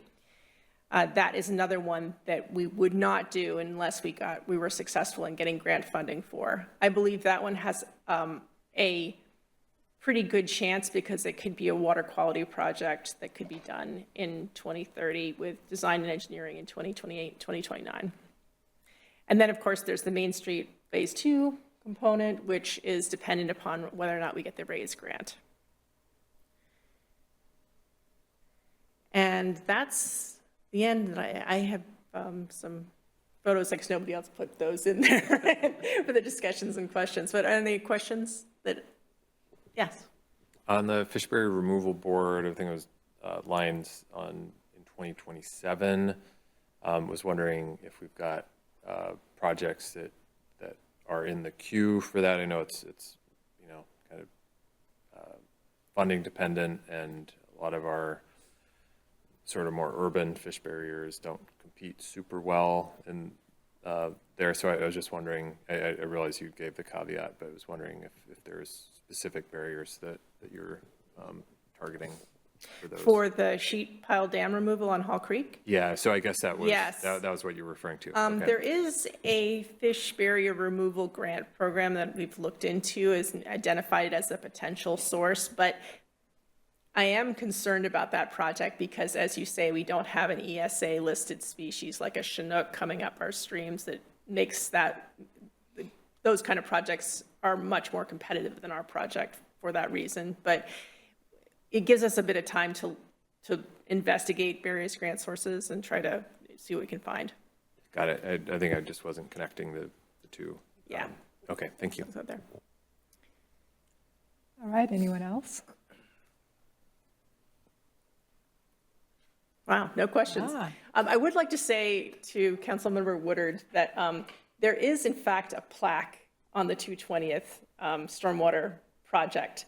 It's underground. I'm probably one of the few people that's seen it. You've probably seen it too, haven't you? Yeah, it's underground. It tells you about the project. But for more visible projects, I've just completed 4 interpretive signs for Ballinger Park to talk about the new project and talk about the history of the park, animals you can see at the park, and there's one on birds as well. So I think we are going to have more interpretive signs. That was really important to me for this project, to make the most out of an urban restoration project that you possibly could by getting the maximum amount of educational benefits for it. So I see the benefit of having something above ground that tells you more about the project. Okay, that's it for me. All right, thank you.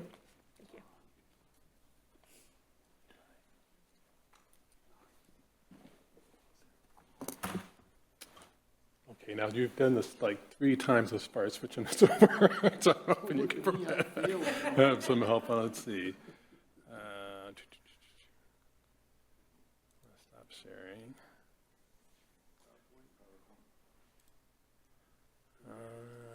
Transportation. Yeah, I'm going to zoom in, and then I'm going to go to share. Oh. Yeah, real quick, I'm going to do view. You want me to show you how to share it? Yeah, I was going to pull it up as not normal. All right.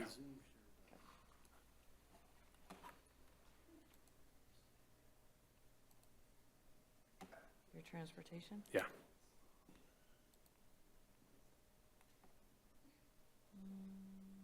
So there we go.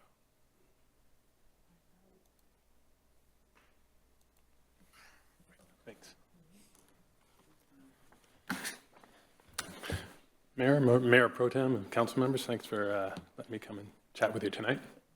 I'm going to be talking about the transportation budget. And I'm going to start with kind of showing you where we reside.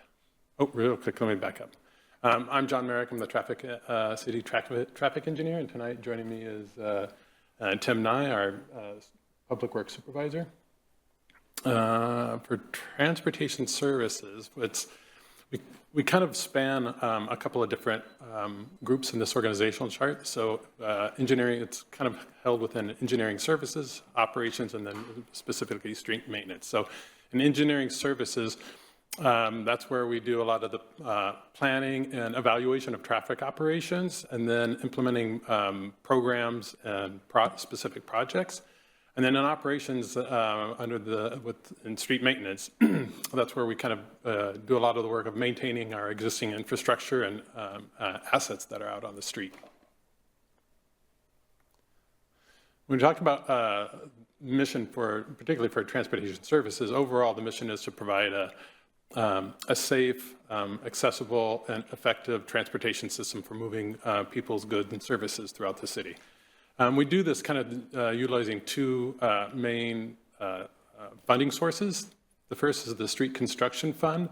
And with the Street Construction Fund, what we're really doing is kind of enhancing or installing infrastructure and assets to run that system. And then with the Street Operation Funds, we're running those systems and then keeping up on maintaining those systems so that they operate like we want them to, and we're getting the benefit out of them that we assume. So just to give you an idea of some of the assets that we have out there, 136 lane miles of city streets that we maintain, 17 signalized intersections, over 3,000 street signs, 19 miles of planter strip. When we talk about accomplishments for 23 and 24, looking at some of the council goals of growing vibrant community. One thing in particular, by the end of this year, we'll have updated the transportation master plan. So that's really going to help us make sure we have our focus and our goals set correct to meet the community's needs, and then looking to make sure that the projects that we're pursuing kind of meet those goals and needs. So an important accomplishment. We recently, as noted earlier, part of the good things about coming this late at this stage is that some of my, you'll hear some repeats of some things, so just bear with me. Yeah, we've restarted the Main Street Phase 2 project.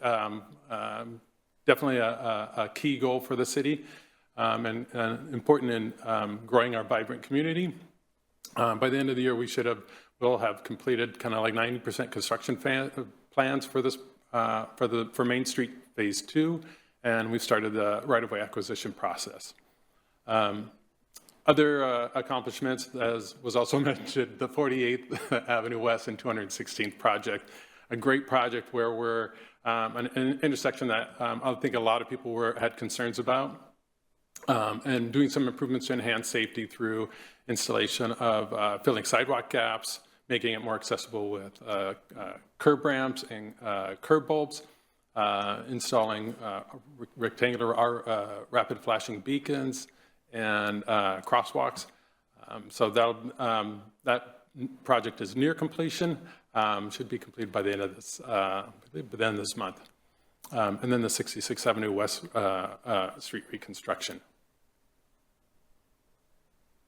To meet the goal of responsible governance, one of the things I think with responsible governance is making sure we're utilizing our resources effectively and looking for other opportunities to help fund projects. So to that extent, pursued grant funding for Main Street 2. While we may not have been successful this year, we will be reapplying, or in the past we'll be reapplying again. Another part about responsible government is making sure that we're maintaining those assets that we rely on. And so, to that end, in 2023, we chip sealed 3.8 miles of roadway, extending the life of those roads. Annually, we restripe all lane lines within the city, about 18 to 20 miles of lane lines that get restriped on our arterials. We completed preventative maintenance on all our 17 signals. It's kind of like something Mann had said, which is, when it's working fine, nobody really thinks about it. But if you don't maintain it and it breaks, suddenly you've got an issue, and then it becomes an emergency issue and much harder to address. So those signal maintenances are pretty important. And then over 3,000 to 4,000 hours of vegetation maintenance, and that's to keep our sidewalks clear, keep our roadways clear, keep sight distance at intersections clear. So really important to maintaining a safe operating transportation system. To meet the goal of an informed and engaged community, as was mentioned earlier, this last year we conducted Main Street Phase 2 project information and outreach for right-of-way, the right-of-way acquisition process. Another part of kind of an informed and engaged community is making sure that they know that they've been heard. So when we respond to community requests promptly, I think that helps encourage residents to continue to become engaged. So to that end, kind of we respond to sidewalk repair fairly quickly. With potholes, filling potholes that get requested within 48 hours. So, goals for 25 and 26, looking at growing vibrant community, really hope to begin construction of Main Street Phase 2 in 26. As we look at responsible government, one of the things that was talked about earlier was developing partnerships. One thing that became clear this year is that on our annual restriping, there had been about three or four companies that actually do that in our area. One of those companies has bought up two other ones. So the ability to get competitive pricing on that is going to be more challenging. So I've reached out to Linwood, and as Rich mentioned, we've reached out to Edmonds, and I plan to reach out to Snohomish County to look to see if we can partner and maybe have their crews do the annual restriping for us, kind of hopefully at a lower cost, but also kind of take out that as a more efficient process, not having to kind of develop or go through that contracting process every year. So, and similarly for street overlay, reaching out to Snohomish County to see if we can get some of our streets on their overlay program. You have to set that up a year or so in advance, but that would be another way where we could kind of utilize some efficiency and utilize some partnering agencies to help realize some efficiencies. For the goal of environmental sustainability, one of the things I really want to work on is scoping and doing some preliminary projects on a lot of our capital projects earlier on, so that we can be more effective in pursuing grant funding. Sometimes grant funding sources come up pretty quickly, and if you don't have that base work done, it's hard to apply for those or hard to be successful. So one of my goals is to kind of do a little bit more of that detailed scoping and preliminary engineering on some of our capital projects that are unfunded. Changes from 23 to 24, or from 24 to coming years. Really, as far as like maintenance, we're going to be hitting kind of a lot of the same things we've been doing: plowing, filling potholes, sidewalk repair.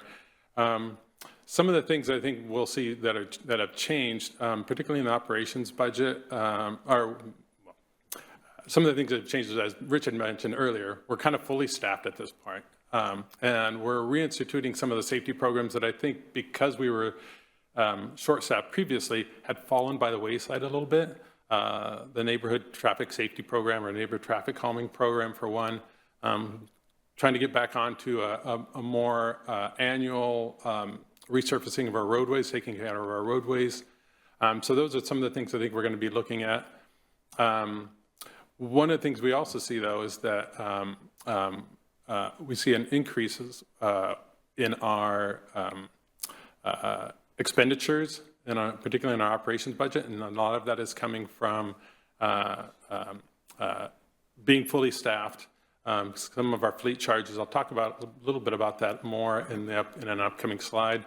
But yeah, it looks like for our operations budget, our expenditures are outpacing our revenues slightly. To address that, one of the things we want to do is currently the revenue we get from the Transportation Benefit District goes to our capital, our street construction fund, but those funds can be utilized for maintenance. So shifting that revenue source to our operations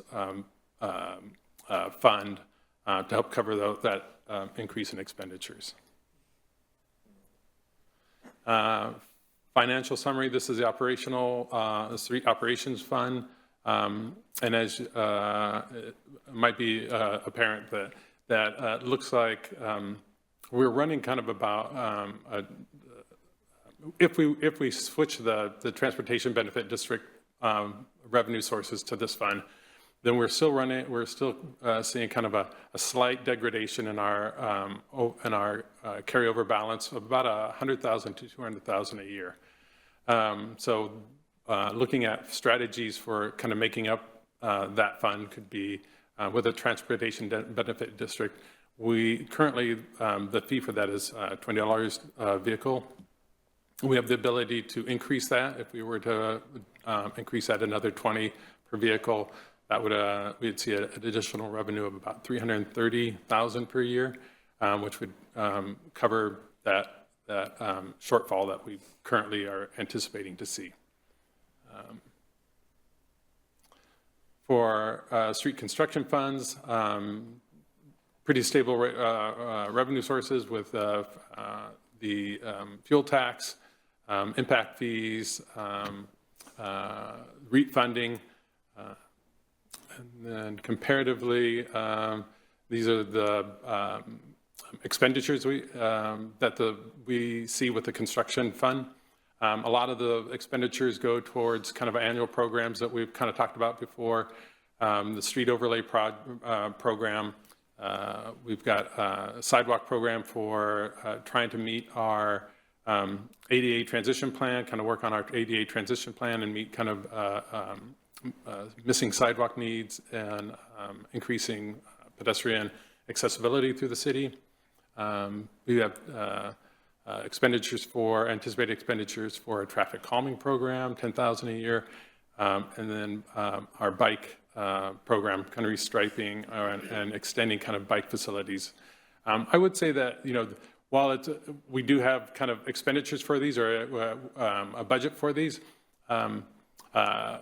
budget of like 10,000 for traffic calming and for bike is a pretty small budget. So I think as I kind of get into this and we see what kind of that demand is, particularly with the traffic calming, we might want to, in the future, kind of adjust that budget or look to adjust that to meet the community, to better meet the community's needs. So one thing I would point out in this budget, it shows if you're, it looks like we have a surplus of about 500,000 a year. So if you look at our carryover balance, it's steadily increasing.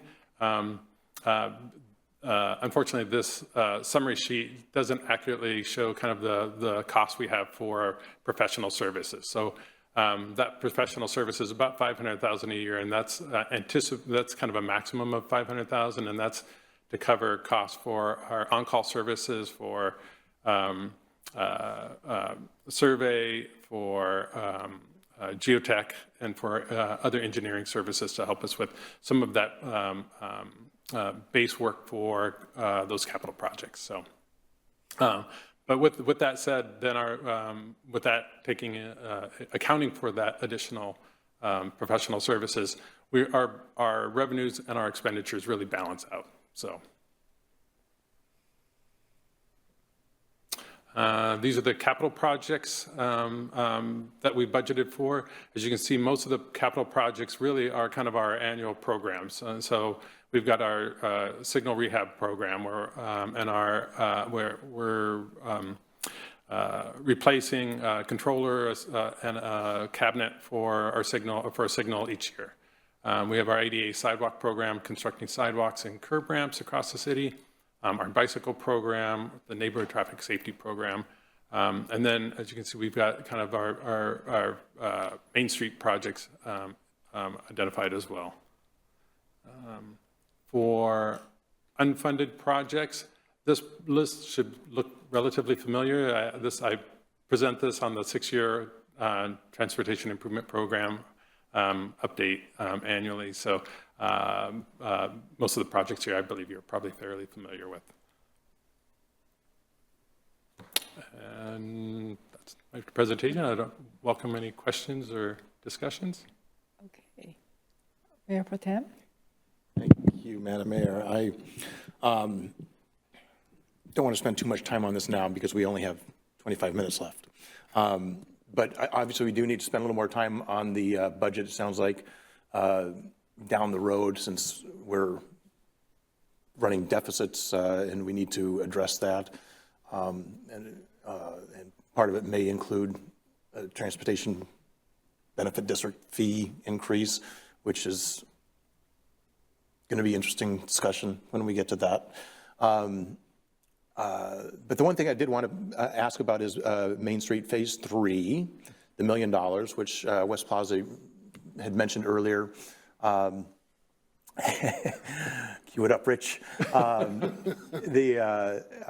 particularly, I'm wondering, and so we heard Kirk mention that earlier during public testimony previously, and then we heard Christie talk about the need. There are potential developers on the first half of 57. There's kind of, if you look at 57th as a Main Street Phase 3, there's kind of two pieces or portions of 57th, part of which is West Plaza's property, part of which is 236, right?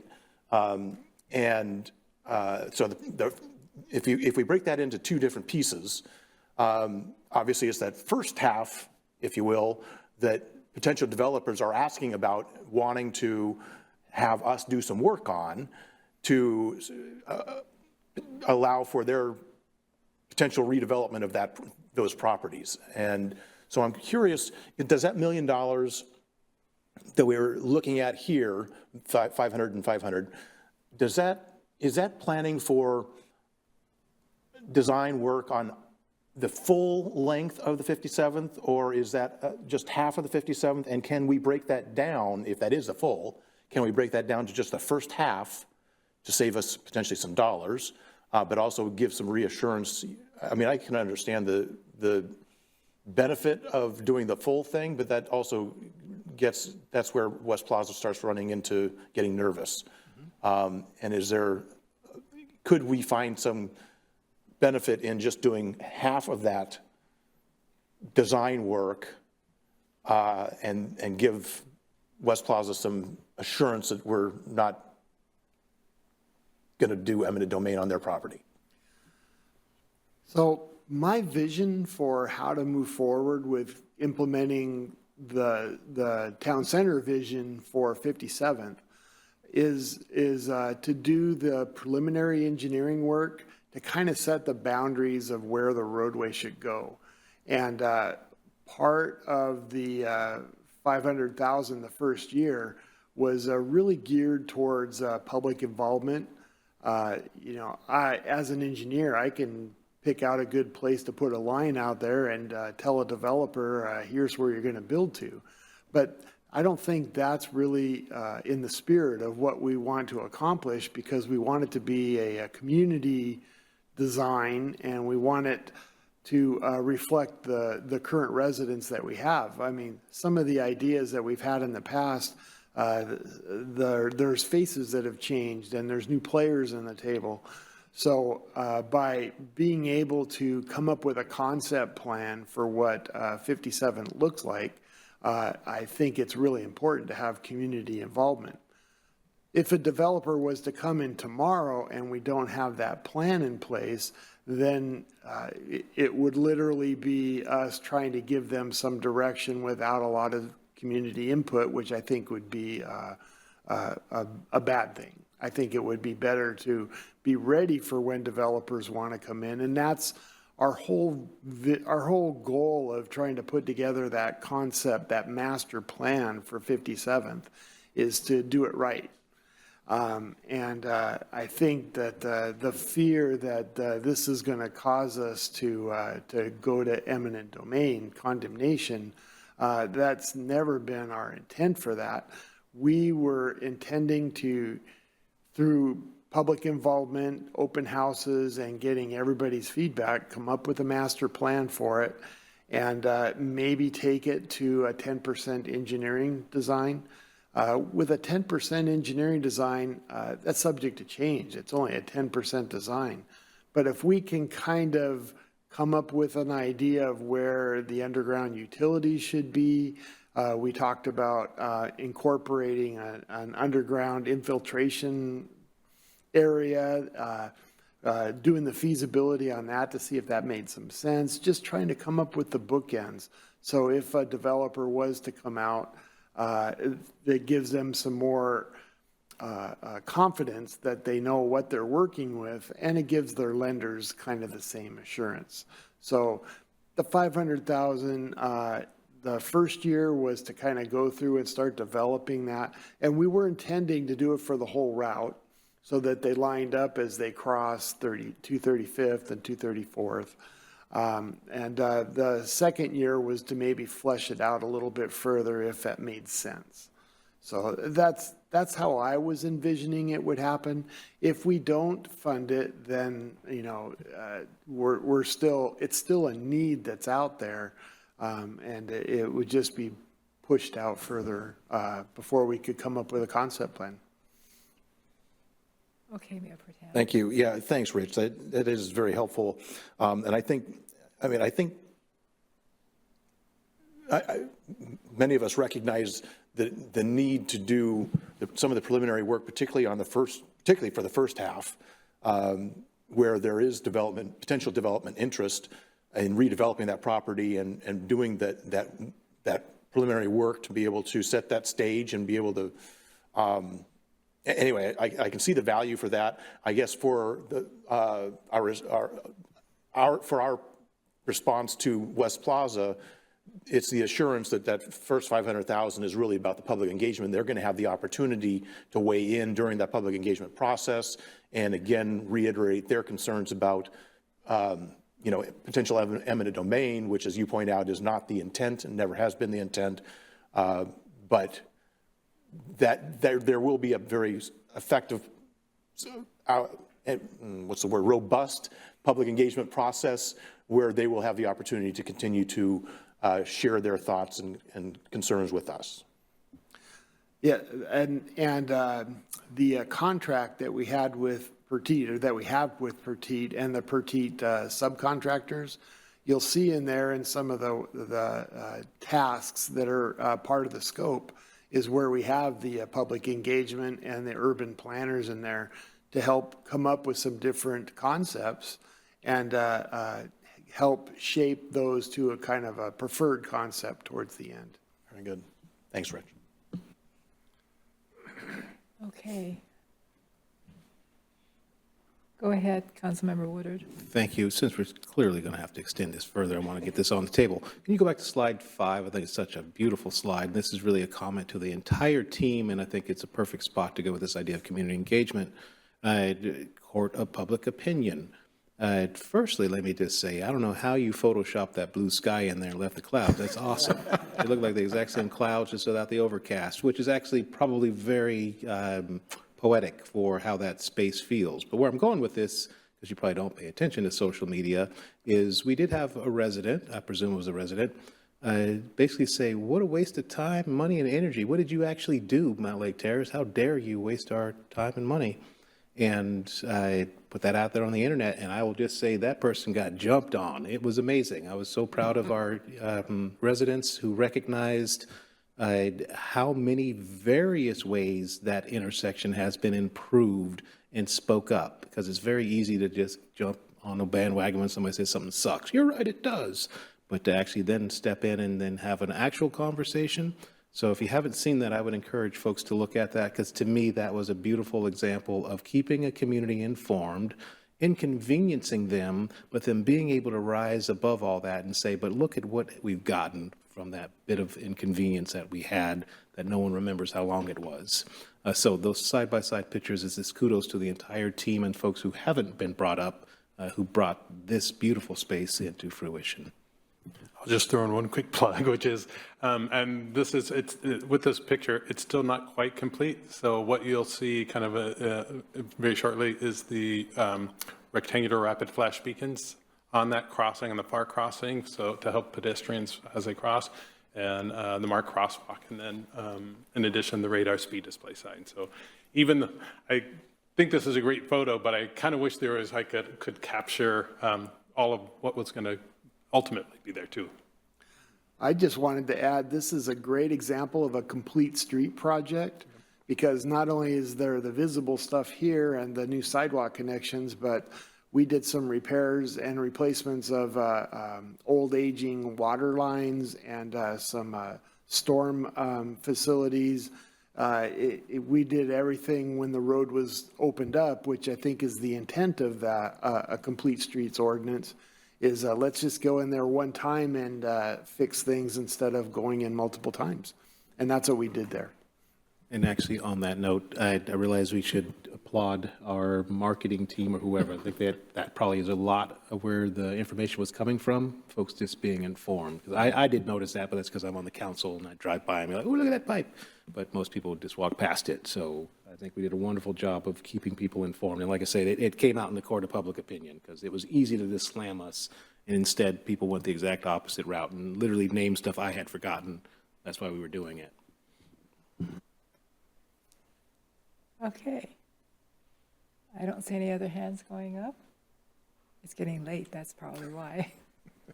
So thank you. And we have, what, 2 more? One engineering presentation and then the 6-year financial forecast. Oh, okay.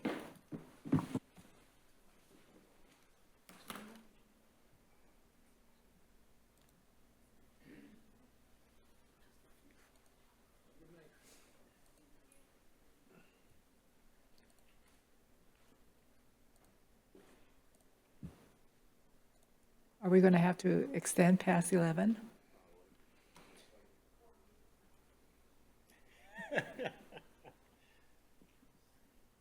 Well, they've been sitting here this whole time.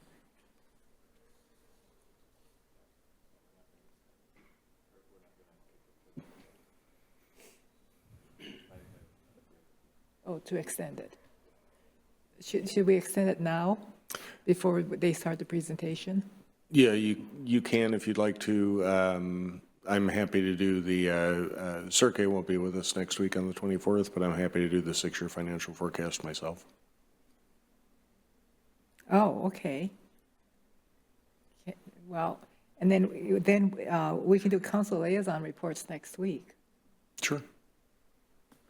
All right. So maybe we can do it in the next 11 minutes. We'll try. Okay, are you ready? All right.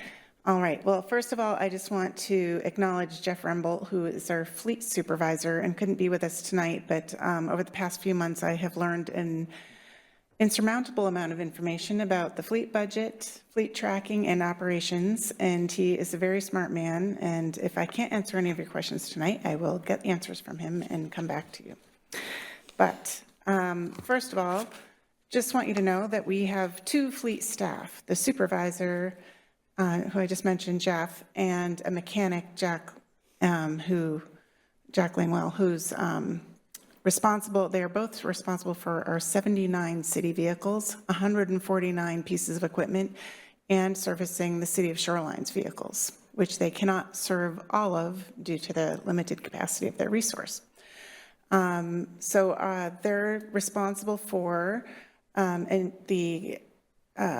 designing and acquiring the vehicles that we need.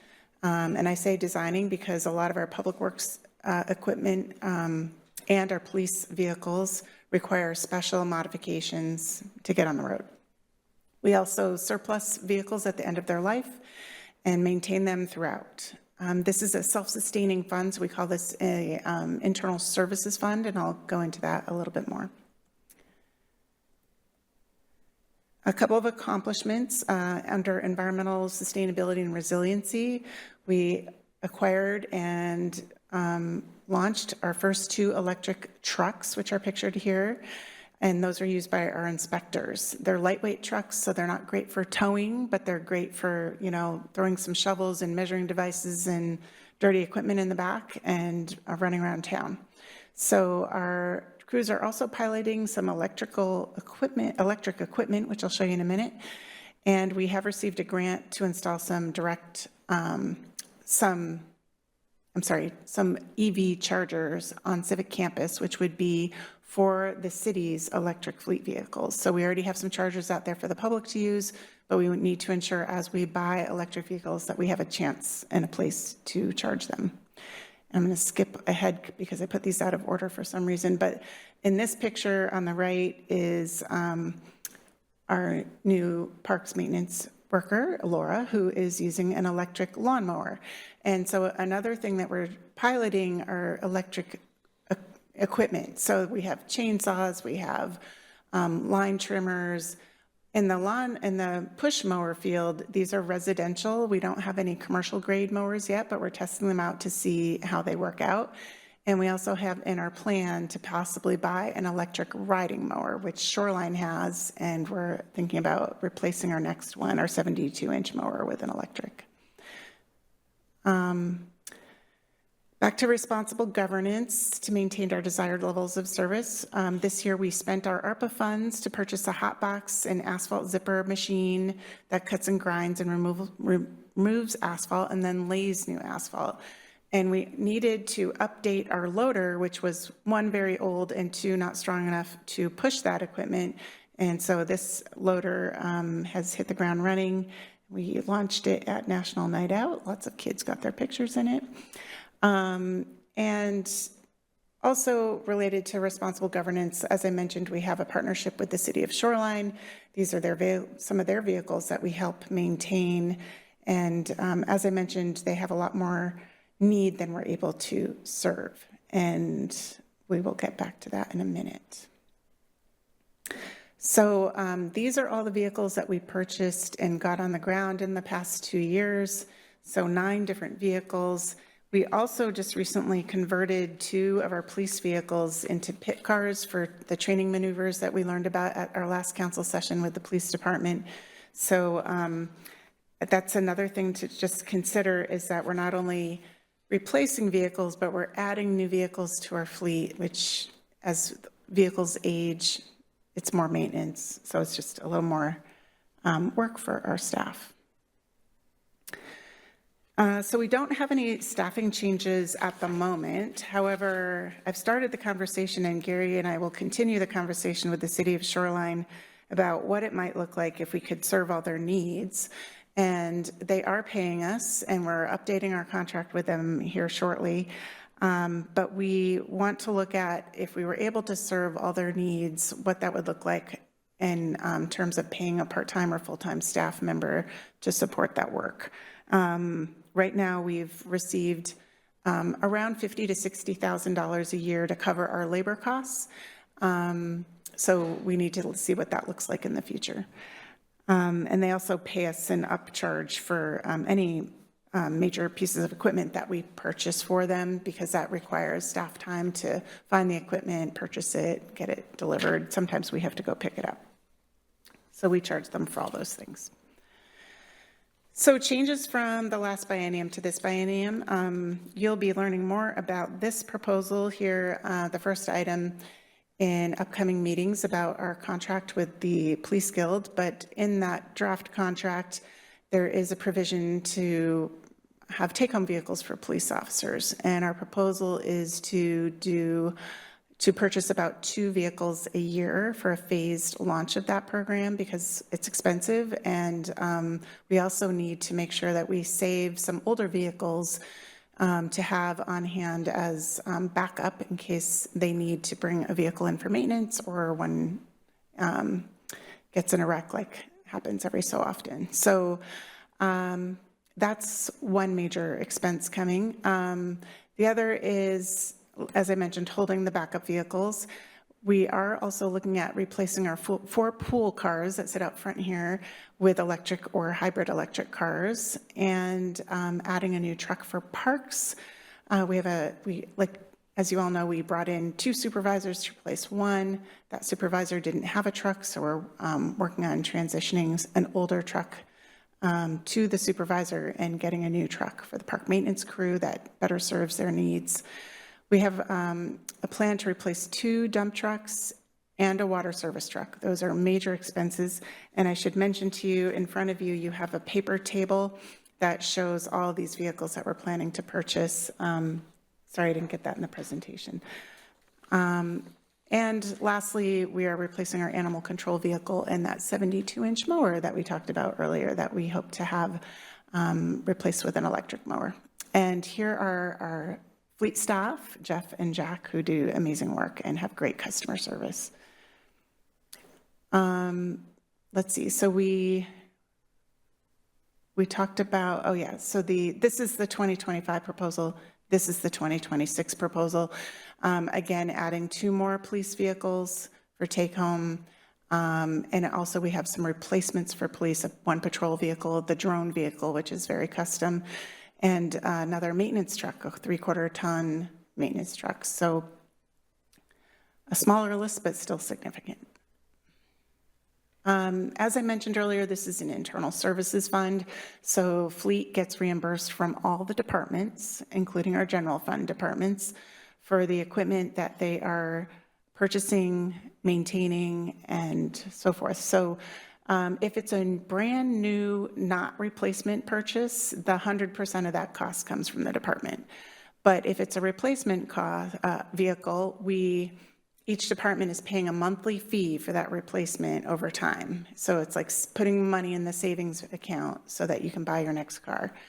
And then in addition to that replacement charge, there's a maintenance charge for every month. And then the fuel costs are on top of that. So those revenues are coming from all those sources, plus the intergovernmental transfer from Shoreline. And so the equipment maintenance line in operating expenditures are those monthly maintenance charges that we talked about. And then the replacement line further down under other financing uses is the replacement of all those vehicles on the list in front of you. And that should the revenues and the expenses should balance out. And that was a lot of information, and I have a lot of crazy tables that go with all of that, and I'm happy to answer any questions that you have.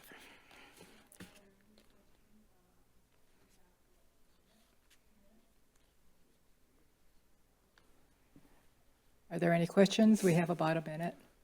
unless we extend it for another 5 minutes. Reserve my comments and questions for the next one? Okay. I don't see any hands going up. All right, thank you very much. Well, thank you. So, Jeff, you said that you can do the review next week? We can move the 6-year financial forecast to the 24th next week. Sure. Okay. And then the city manager's report, did you want to do that now, or?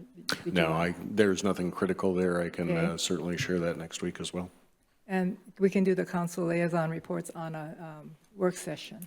Okay. Okay, and then so last is new business.